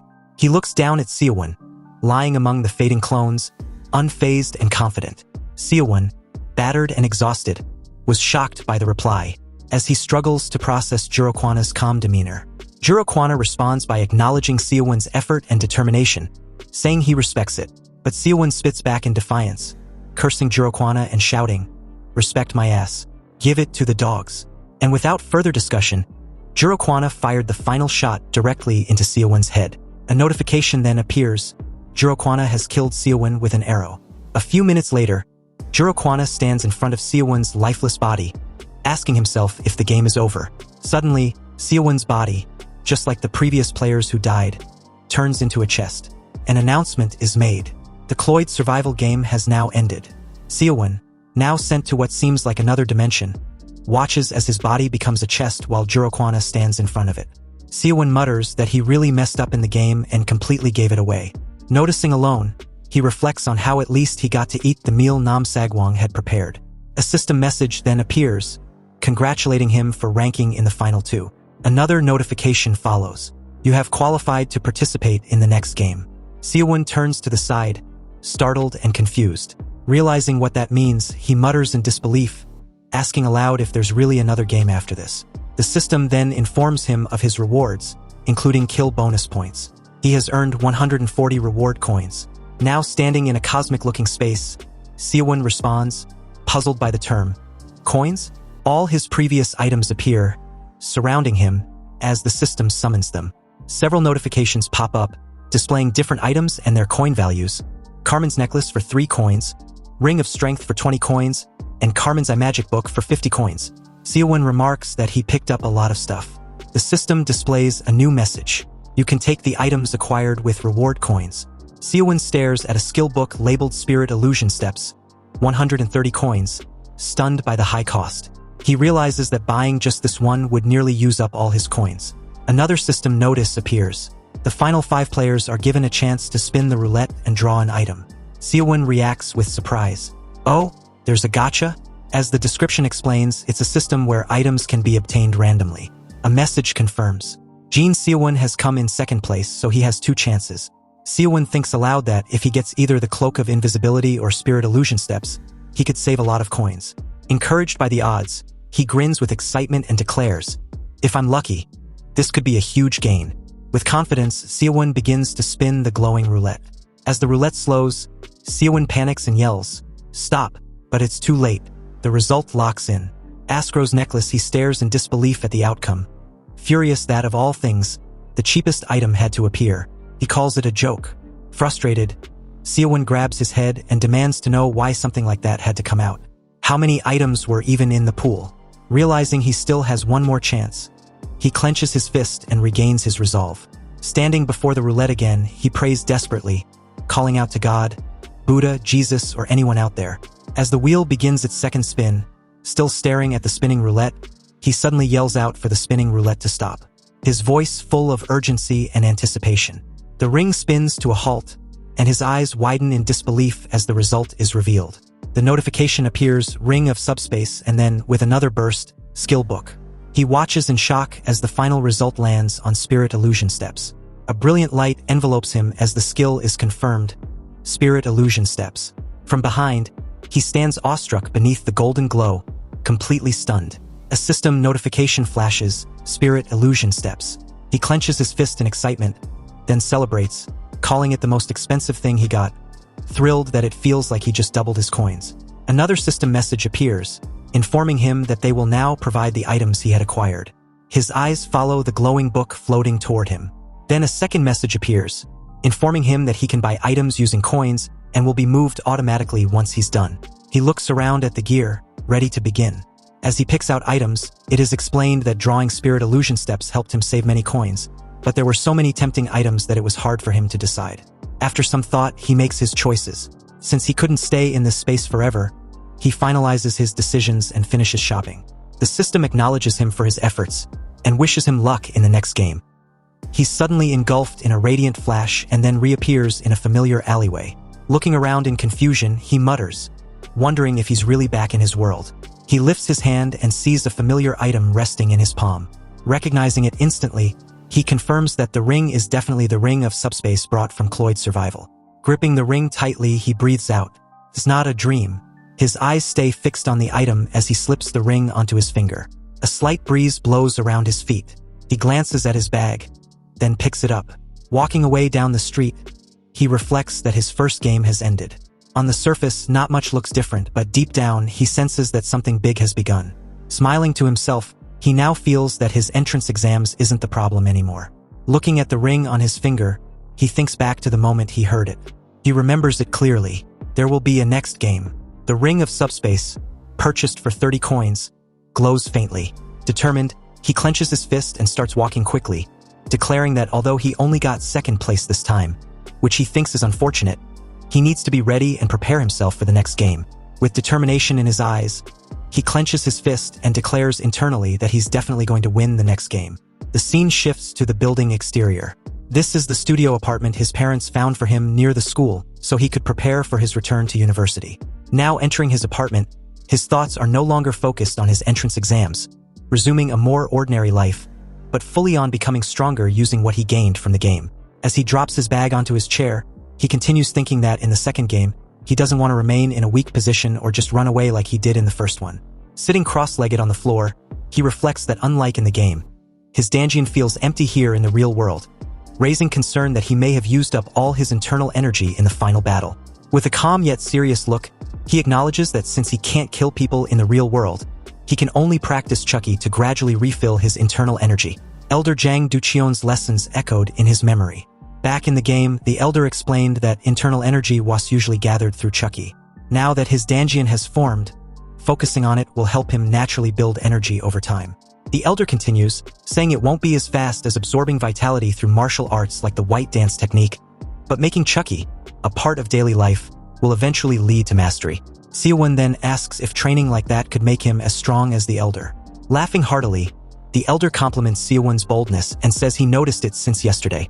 He jokes that trying to follow someone stronger might tear his groin, like a wren trying to imitate a stork. But deep in thought, the Elder has a serious moment thinking he wouldn't know whether Seowoon will become a useless wren or if he will become a baby stork.